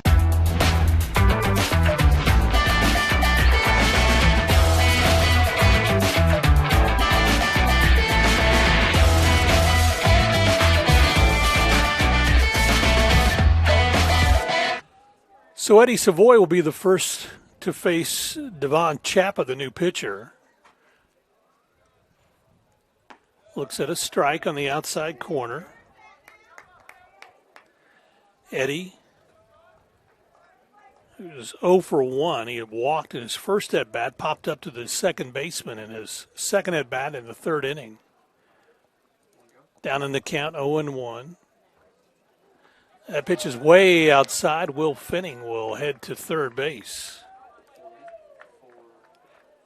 So 1-1 count on Eddie Savoy. Devon Chappa, a 6-foot junior from Medell, Oklahoma.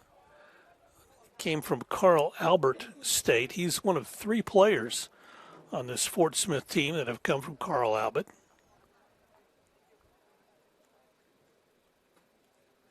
A lot of conversation between Corey Hall and the third base umpire. There's a strike to Savoy. So 1 ball, 2 strikes on the second baseman for the Buffs. Chappa comes in with an 0-1 record. He's pitched in 10 1/3 innings. That's fouled off and out of play. He's given up 15 hits, 13 runs, 9 of those earned. He's walked 6. He has struck out 9. He's given up 4 doubles and a triple so far this season. And that check swing is outside for a ball. So that evens the count at 2-2. Chappa with a 7.84 earned run average.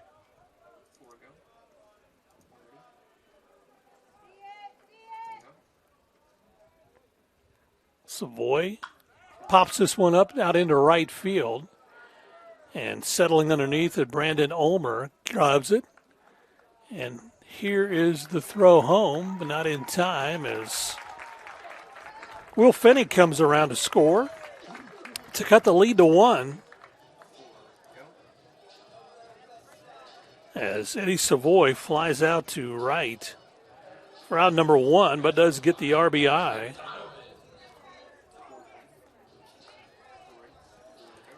And that'll bring up Patrick Donovan. Donovan, who has walked and has flown out. Looks at a pitch down low. That's ball 1. And Junior Torres, I think he got hit pretty good on that pitch. Just kind of mishandled it a bit. So a 1-0 count for the center fielder for the Buffs. Looks at ball 2, so he's ahead in the count 2-0. 4-3, 3 runs on 5 hits for WT, 4 runs on 8 hits for Arkansas Fort Smith. There's a pitch that's on the inside corner for a strike. 2 balls and a strike on Patrick Donovan.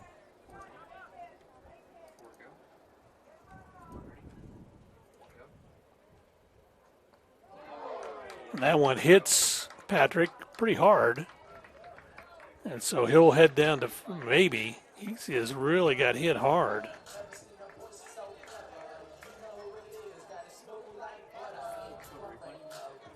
And so, again, you watch this one, Patrick batting from the left side, and he got that right at the knee. Man, that just is painful. See if the trainer's going to come out and check him out. I think so. So Patrick aboard at first base. Going to check with him. Coach V's out there. Vandenberg to check with him, too. He says, I'm okay, but, man, you know his knee. It has got some stinging going on. That'll bring up Dylan Fesperman.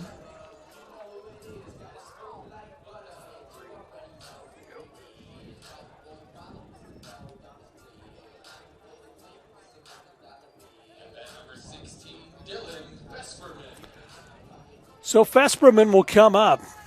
Dylan batting .312. 0 for 2 at the plate today. In this game, quick throw to first base. Nice stop by Nico Patrick. Big lead at first base. Quick throw once again. Donovan taking a big lead at first base. So he's trying to get everything thrown over there. That's going to be down in the dirt for a ball for Dylan Fesperman. Dylan struck out his first at bat, lined out.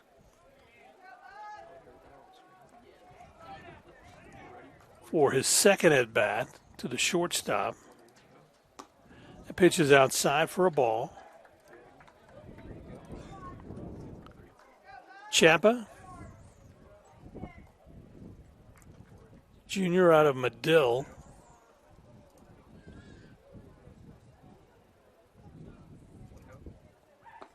Pitch got the outside corner for a strike. So 2 balls and a strike. Chapa, who played at Carl Albert State, before coming over to Arkansas Fort Smith, a big right-hander. Quick throw to first. Donovan dives back to the bag at first. And I think in Patrick's mind, he anticipates he's going to get an errant throw, because he's taking a big lead off the bag at first. Fesperman fouls that one off at the plate.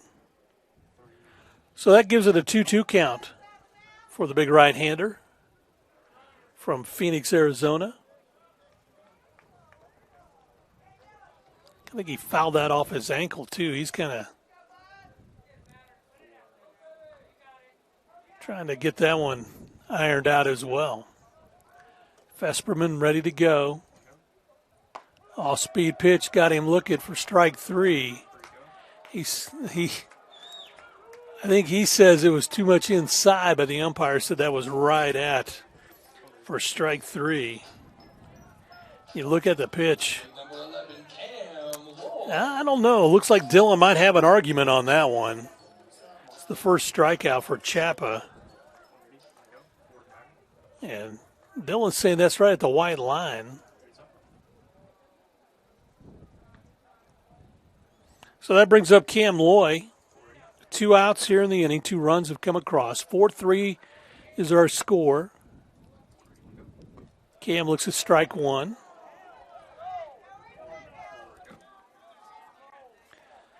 Now the fans are getting on the home plate umpire. I think after Dylan's experience there.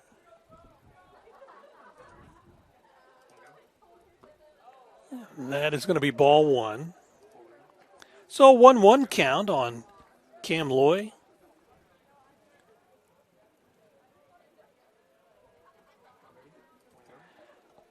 Mansfield Jr. settles in, ready to go.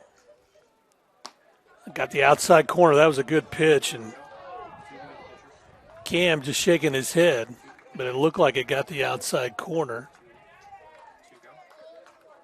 Fans don't agree.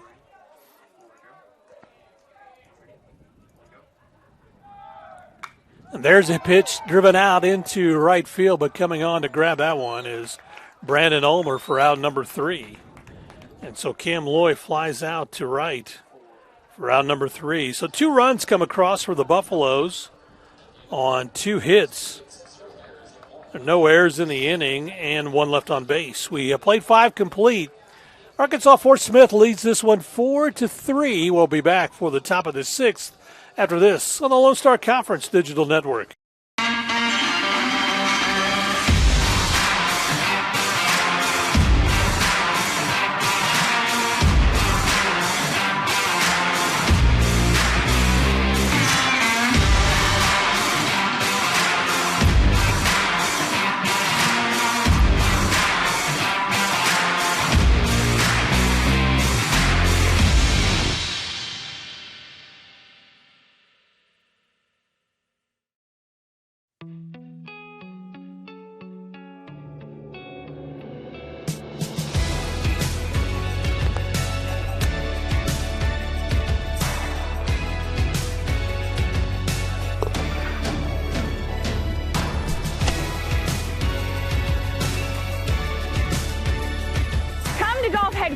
And get helped, get fitted, and get your questions answered, and find out about our price matching online today.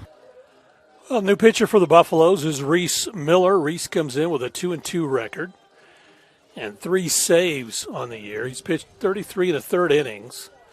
He has given up 35 hits, 27 runs, 25 of those earned. He's walked 10, struck out 46. He has given up 8 doubles, a triple, and 4 home runs. Miller, the junior from Dayton, Texas, played at Hill College, comes on in relief of Doug Rojas. Doug Rojas struck out 6 of the 7 batters he faced.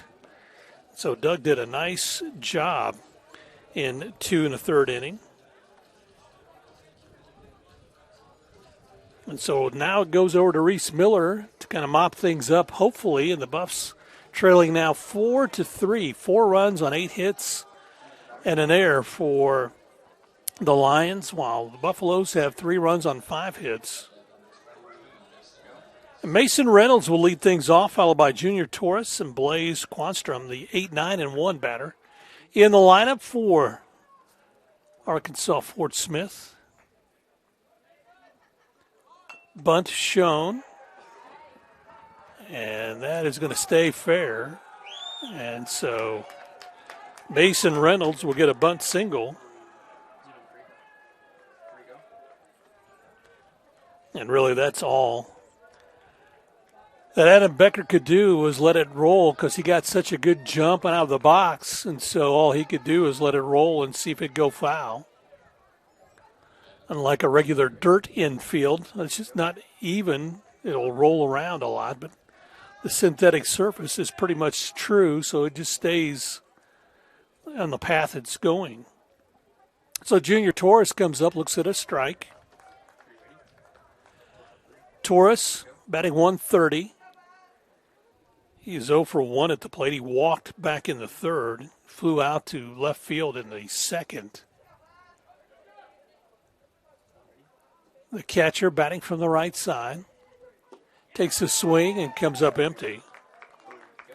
So he's down in the count 0-2.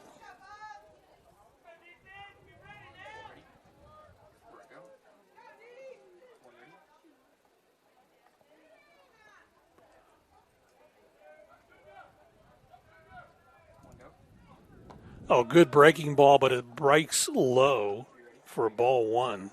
That was a nice pitch by Reese Miller. That just kind of dropped out of it. I guess the thinking with taking Doug Rojas out is you can still use him tomorrow. Really didn't tax himself. And swinging for strike three, Torres is a strikeout victim. It's out number one. We'll go to the top of the order. Blaze Quanstrom will come up to the plate, but you watch this, just a good fastball that right at the letters. The junior couldn't lay off of it, tried to smash it out. So one out, one aboard. That's fouled off at the plate for a strike from Blaze Quanstrom. Blaze batting .200. He's 1 for 3 at the plate today. Struck out his last at bat. That in the third inning, struck out in the first inning and singled in the second. Fouls this one off as well. So he's down in the count 0-2.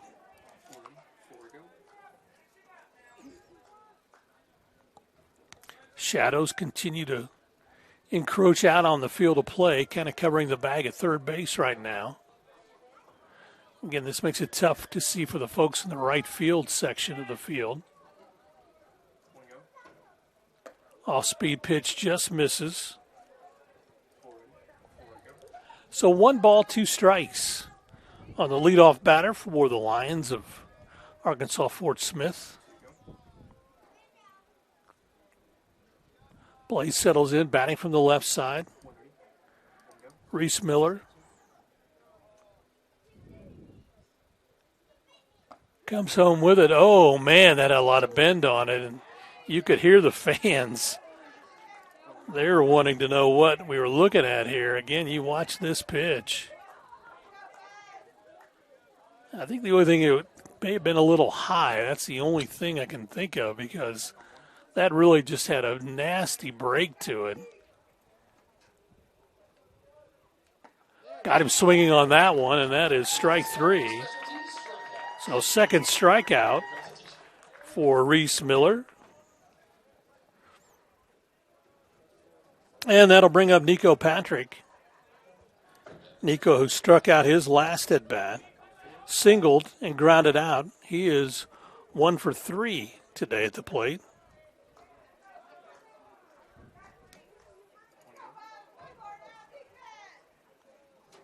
That's going to be drilled out into shallow center field, but coming on to make the catch, Patrick Donovan. And so Nico Patrick flies out to center field for out number 3.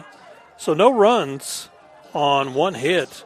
There were no errors and 1 left on base. We have played 5.5, 4-3 in favor of Arkansas Fort Smith. We'll get back for the bottom of the 6th inning, but first this break on the Lone Star Conference Digital Network.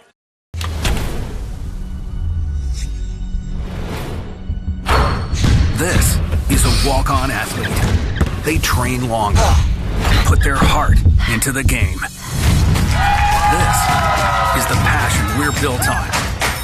It's why we put our heart into creating game day with a taste of Louisiana. Walk-ons, we live for this. Jenkins Doors and Windows began serving the Texas Panhandle in 1927, and we take pride in being a part of your neighborhood. We don't use false promises or gimmicks. We simply offer quality doors and windows at a fair price, and we stand behind every sale. Jenkins is family owned and operated, and proudly continues the traditions of quality and excellence that started over 80 years ago. Call us at 372-4336 or stop by our showroom at 820 West 6th and let our knowledgeable staff help you pick out the perfect doors and windows for your home. Well, we go to the bottom of the 6th inning. Buffs trailing 4-3, 4 runs on 10 hits for Arkansas Fort Smith. 3 runs on 5 hits for the Buffaloes. And the Buffs will be sending the top of the order to the plate to face Devin Chapa. Mike Moneta will lead things off. Mike is 1 for 2 at the plate. He walked his last at bat, was left stranded at first base. Moneta batting .330, facing Chapa for the first time. Looks at ball 1.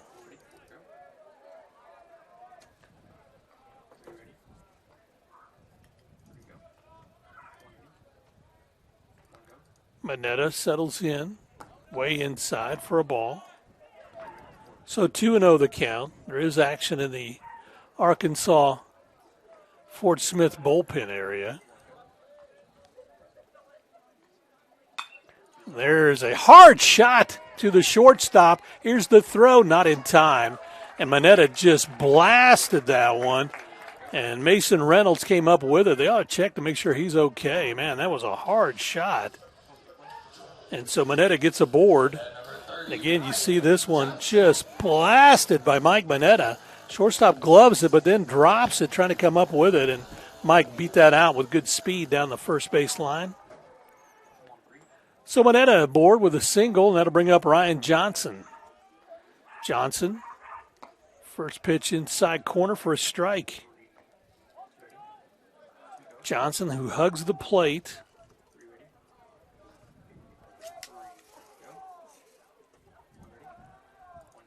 Gets ready for the second pitch. That's going to be down in the dirt for a ball.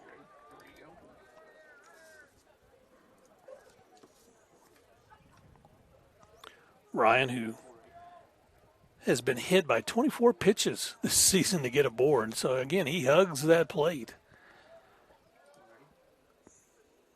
Batting from the right side, quick throw to first base. Moneta's back. Ryan batting .377. Has a slugging percentage of .516 and an on-base average of .494. So almost every other time he gets on base. Outside corner for a strike. He looks back at the umpire and does not agree, obviously, with the call. So 1 ball, 2 strikes. Ryan settles in, ready to go. That one hits him. And so he'll head down to first base. His 25th time he's been plunked. So he's on at first. And Moneta on at second base for Adam Becker. Before that, we're going to have a visit to the mound by Todd Holland, and that may be all for the right-hander, Devin Chapa.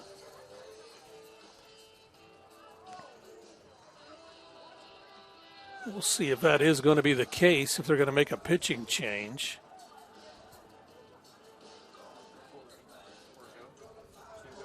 Letting whoever in the bullpen is still getting ready.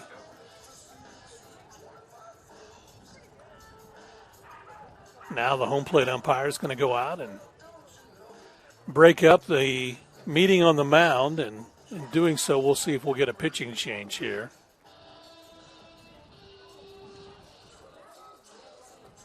And no, that's not going to be the case.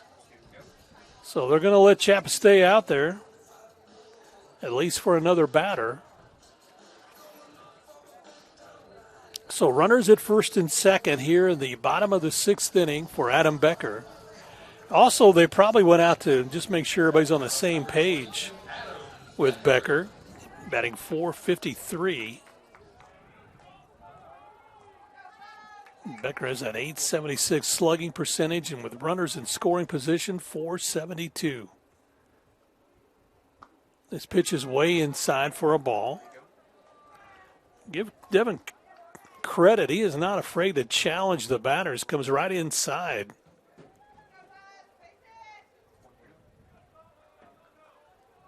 Becker settles back in, ready to go, batting from the right side. Evan, with those 51 RBIs, would like to add to it right here. Takes a swing at an off-speed pitch. So 1 ball, 1 strike for Adam Becker.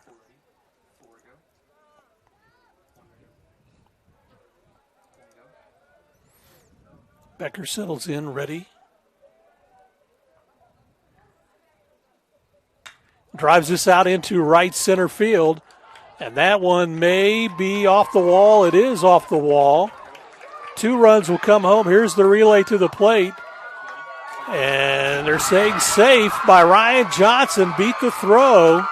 Moneta comes home on the double by Adam Becker. And we watch right here as he drives that out to right center field. And watch the relay here as that Ryan Johnson caught up with Mike Moneta and was right behind him and slides in ahead of the tag. Nice call by the home plate umpire. And so 2 runs come home for the Buffs on that double by Adam Becker, and the Buffs take the lead by a count of 5-4. And that'll bring up Corey Schmidt, who homered his last at bat. Corey 1 for 2 at the plate, batting .450 or .360, and sends this out into left field for a base hit. And so coming around will be Adam Becker. He'll come on around to score on the single by Corey Schmidt. And the Buffs increase their lead to 6-4. And that, we'll see, time is called. We're gonna have a pitch. No, we're gonna have a pitch runner for Corey. And so again, you just saw that single. Corey hammered that out to left field, and Adam Becker comes around to score to make it 6-4.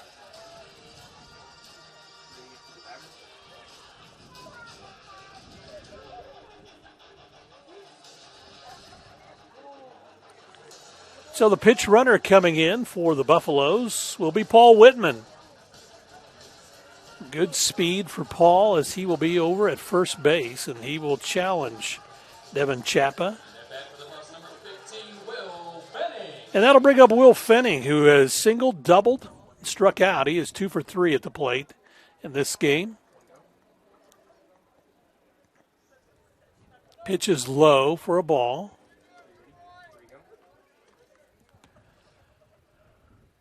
Whitman, the sophomore from Tigerham, Germany, takes his lead off the bag at first. Let's see if Chappa goes over there, and he does. Paul just seeing how much of a lead can he get. See if he inches another inch or two towards second base. Chappa, there goes Whitman, and that's fouled off at the plate. So 1 ball, 1 strike for Will Fenning. Buffaloes have trailed. They tied up this game in the first inning. It was, or checking in the second inning, I should say that Arkansas Fort Smith tied the game at 1 in the second inning. Then they got 3 in the third to take the 4-1 lead, and have had that ever since. But the Buffs have come back. Quick throw to first base. Whitman's back.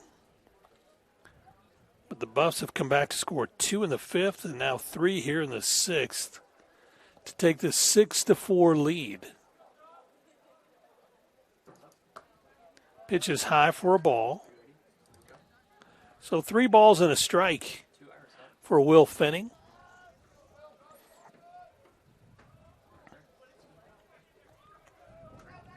Fenning settles in, ready to go. Sends it down the third baseline, fouling out of play.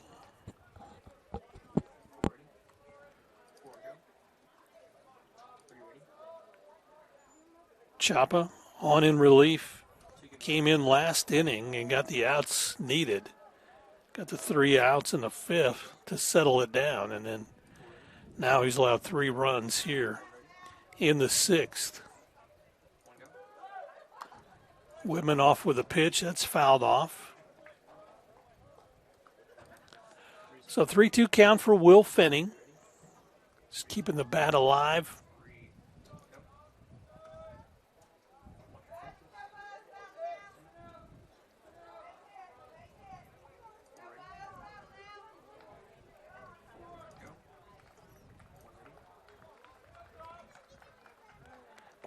Not a quick throw, a lob over to first base. It gets Whitman back. Whitman on in relief of Corey Schmidt, who had the single.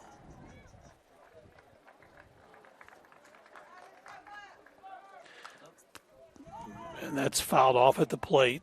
And that may have hit Will Finning. I'm going to call the trainer out.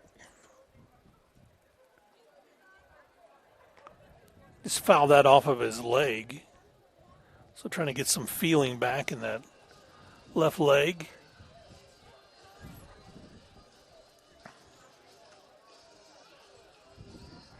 Whatever Coach Vandenberg said, got a little smile out of his right fielder there. Again, that stings like crazy. So Finning settles back in, ready to go, batting from the right side. And that is strikeout as Paul Whitman takes second base. So Will Finning is a strikeout for Devin Chapa, his second of the ball game. That's out number one here in the sixth inning, and that'll bring up Eddie Savoy. Savoy 0 for 1 at the plate. And he flied out in it to right field his last at bat.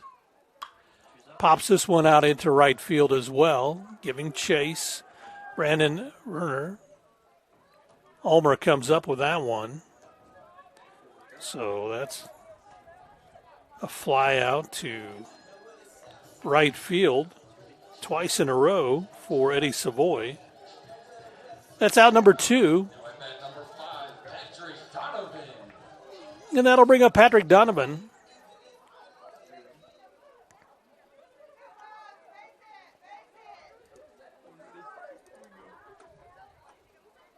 Donovan batting from the left side.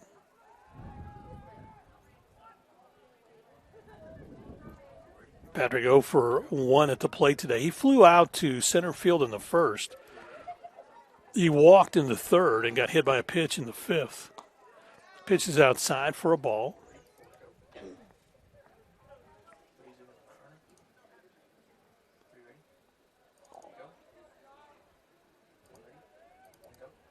Donovan looks at a pitch low for ball two. So there is action. It looks like they're warmed up already in the Arkansas Fort Smith bullpen area. It's just kind of up to Chappa whether he got two quick outs here. See if he can get the third. He's driven out to right field. That's back, and that is gone. Patrick Donovan with a 2-run home run. As he got all that one and got it out to right field as Paul Whitman comes home to score. And so, too, does Patrick Donovan, as the Buffs have scored 5 runs here in the bottom of the sixth. And you watch Patrick Donovan here, just drives that one out to right field as Brandon Ulmer goes back and then watches it sail over the fence. So that'll bring up Dylan Fesperman. He drives this one down to third. Coming up with it is quick throw over to first by Schilling, and Fesperman is retired 5-3 for out number 3. But the Buffaloes get 5 runs on 4 hits, no errors in the inning, and no one left on base. We have played 6 complete. The Buffs now lead at 8-4. We'll take a timeout and be back for the top of the 7th after this on the Lone Star Conference Digital Network. WT student athletes drink low-fat chocolate milk post-workout because it helps replenish and restore muscles quickly to their peak potential. Scientific studies suggest that the immediate benefits of low-fat chocolate milk include boosted performance, improved training, and higher recovery rates in athletes. Add low-fat chocolate milk to your post-workout routine.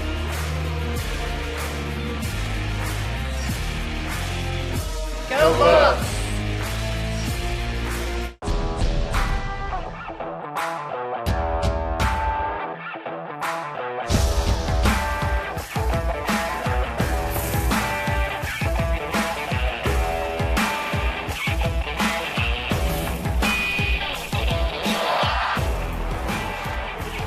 The best tailgates start with the best beef, and the best beef starts with Market Street. Market Street, where we do beef the best. Reese Miller on for his second inning of work as the Buffaloes scored 2 in the 5th and 5 in the 6th, and now lead this one 8-4. By the way, the Lady Buffs beat St. Mary's earlier today, 2-1 in softball action. Playing down at St. Mary's, come away with a big win. Miller, first pitch swinging is Matt Schilling, and he pops this one up, and whoa, Eddie Savoy almost got ran over there by Fesperman. Eddie Savoy hangs on a pop up to the second baseman for Matt Schilling. That's out number 1. Then bring up Dan Taylor.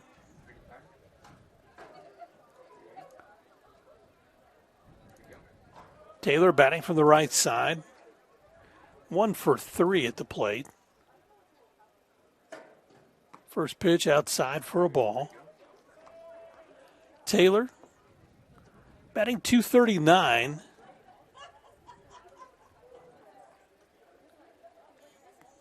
Hit into a fielder's choice in the first, singled in the third and scored. Looks at a strike there. Then struck out in the 5th. Or the 4th, excuse me. That was when Doug Rojas came on and got needed strikeout.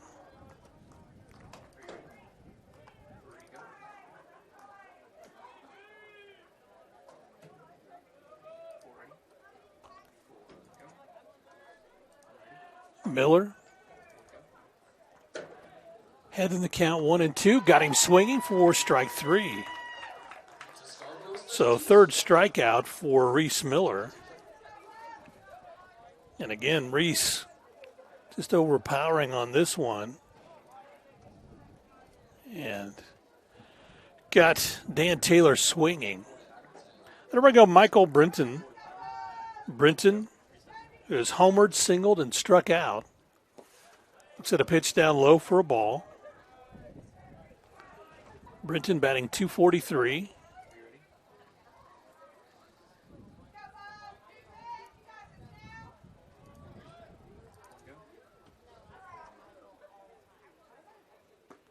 Pitch is outside for a ball. So 2-0 for Michael Brinton.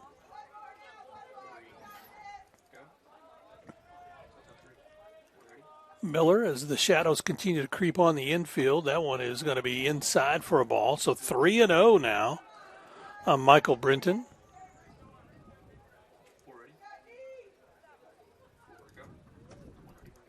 Miller comes home with it. And there's a strike. He didn't even look at the wristband. I think he didn't care whatever the pitch was. He was throwing a fastball strike and did. Comes home with it again. Inside corner, that's ball 4. So first walk given up by Reese Miller. That'll bring up Brandon Ulmer.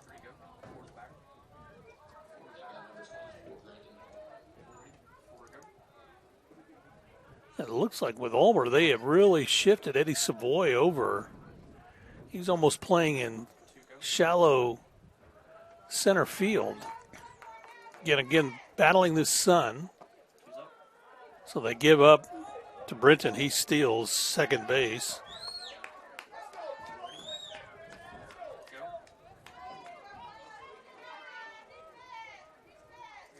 So now they've done the shift over, and they've moved Manetta over back behind second base on Ulmer.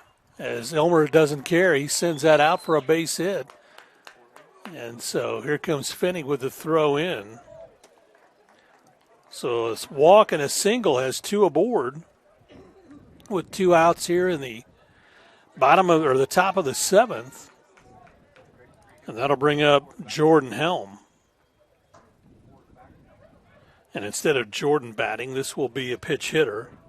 This will be Tanner Callahan.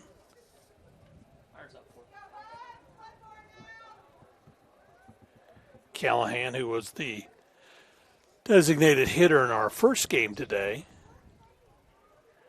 Comes up to pitch hit for Jordan Helm.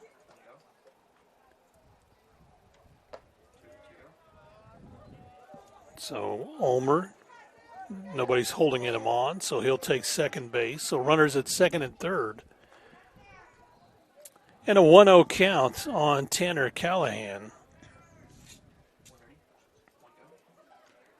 Reese Miller comes home with it. That's a strike.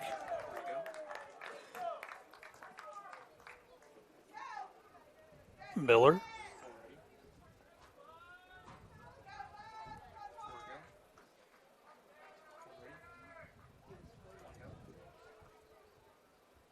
Got him swinging on that pitch. So 1 ball, 2 strikes. 2 outs and 2 aboard here in the top of the 7th. Buffs trying to get out of it with a come-from-behind 8-4 win. Callahan settles in, ready to go.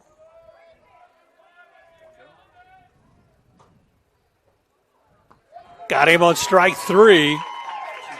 And so that is out number 3, and the Buffs come away with an 8-4 win. No runs on 1 hit, or no errors, and 2 left on base. And that concludes the ball game with the Buffaloes winning this one 8-4. We'll take a timeout and be back after this on the Lone Star Conference Digital Network.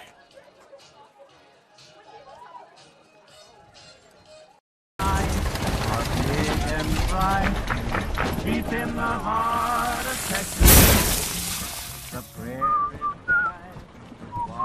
Bud Light, proudly brewed in the heart of Texas. We are Carpet Tech, and we are family. More than carpet cleaners, we're a team. Diving right in, not afraid to invest in our work and each other. We're killing it day in and day out, never shrinking from a challenge. Our people are 1 part passion, 1 part grit, and about a zillion parts awesome.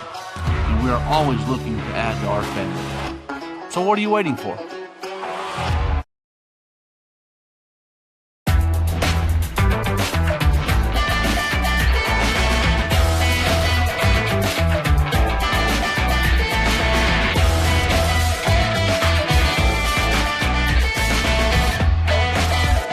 That's at the very end, nice. We are Carpet Tech, and we are family. More than carpet cleaners, we're a team. Diving right in, not afraid to invest in our work and each other. We're killing it day in and day out, never shrinking from a challenge. Our people are 1 part passion, 1 part grit, and about a zillion parts awesome.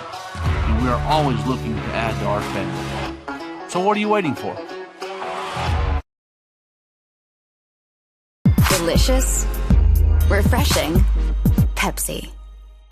We know that egg producers don't quit at 5 p.m. We don't quit until the job's done either.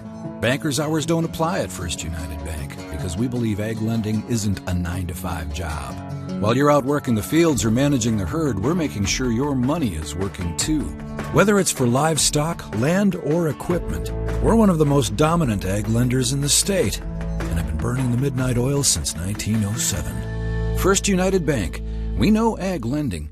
We know ag. Welcome back to Wilder Park as the Buffaloes come from behind to win Game 2, 8-4. In fact, they won both games out here today, 7-3 in our first one and 8-4 in game number 2. Adam Becker is standing by on the sidelines as we get set to go down to the field for this wrap-up of this one today. Let's head down to Blaze. Here with Adam Becker, a couple hits in the day, including the big 2-run double in the bottom of the 6th. What were you looking at in the bottom of the 6th? Just trying to get my pitch and put a good swing on it. At the very least, get the guys over and give the guy behind me a chance. But luckily it fell, and that was it. Your teammates have been blasting the ball this past Friday and Saturday. What has it been that's about this pitching staff that you've been basically on fire hitting these guys? After a tough week last weekend, I think, we just, had a good week of practice, mentally prepared well, and, it's showing, the effort we put in all week. Ready for the sweep tomorrow? Absolutely. All right, brother. We'll see. Appreciate it. See you later. Coach, how you doing, sir? Doing well. Thanks for having me. So a little slow start in this Game 3, but y'all came back 8-4. How you feel about the team right now? I was excited that we were finally able to win a Game 3. We've kind of struggled in Game 3. Obviously, we came out a little sluggish, but I mean, their arm did a really good job keeping us off balance, and he was good. But then, I thought we had. Early in the game, we had some really long at-bats, some really good at-bats and stuff, which was able to get to their bullpen, which we needed to do and stuff. So. You've had some concern about your bullpen lately, but today, from 4th to 7th inning, no runs allowed. How do you feel about your bullpen now? Well, Douglas was outstanding. Obviously, Douglas has been a starter for us and all year, and he came in and did a phenomenal job. And then, obviously, Reese was Reese and everything. It was tough to take Douglas out, but I just felt like he went one time through the order, and that's what a good reliever should do. And then, obviously, we got Reese for a reason, and he was really good. Both those guys were outstanding today. 3 games down. Got one more tomorrow. What do you guys got to do for the sweep? We just got to come out and be offensive. Listen, I think the wind's going to be blowing pretty hard tomorrow, so I expect it to be a high-scoring game, and we got to be offensive and obviously minimize mistakes as much as possible and go out and find a way to win a ball game. All right, Coach, we appreciate your time. Okay, thank you. Bryce, send it back up to you, buddy. All right, thanks very much. And again, the Buffaloes win this one by a count of 8-4. And again, came from behind as they were trailing by a count of 4-1 after 3 innings of play. But again, the Buffs able to score 2 in the 5th and 5 in the 6th and come away with this 8-4 win. WT improves to 22-11 on the season and 20-11 in the Lone Star Conference, while Arkansas Fort Smith falls to 7-26 and 5-26. Of course, they'll play tomorrow, and that game will get underway at 1 o'clock. Big thanks to our Thunder Vision crew for bringing you all the pictures here at Wilder Park. Jason Johnson's been the director, bringing you all the shots from throughout this weekend. Also, big thanks to Jacob Griffin, to DJ Brooks, and to Javier Rivera Cordero, and actually a couple other guys we want to say thanks to as well. Peyton Stokes out there running the camera too. Big thanks to him as well. And so again, until tomorrow at 1 o'clock, when these two teams will get back together, we bid you a pleasant good evening right here on the Lone Star Conference Digital Network.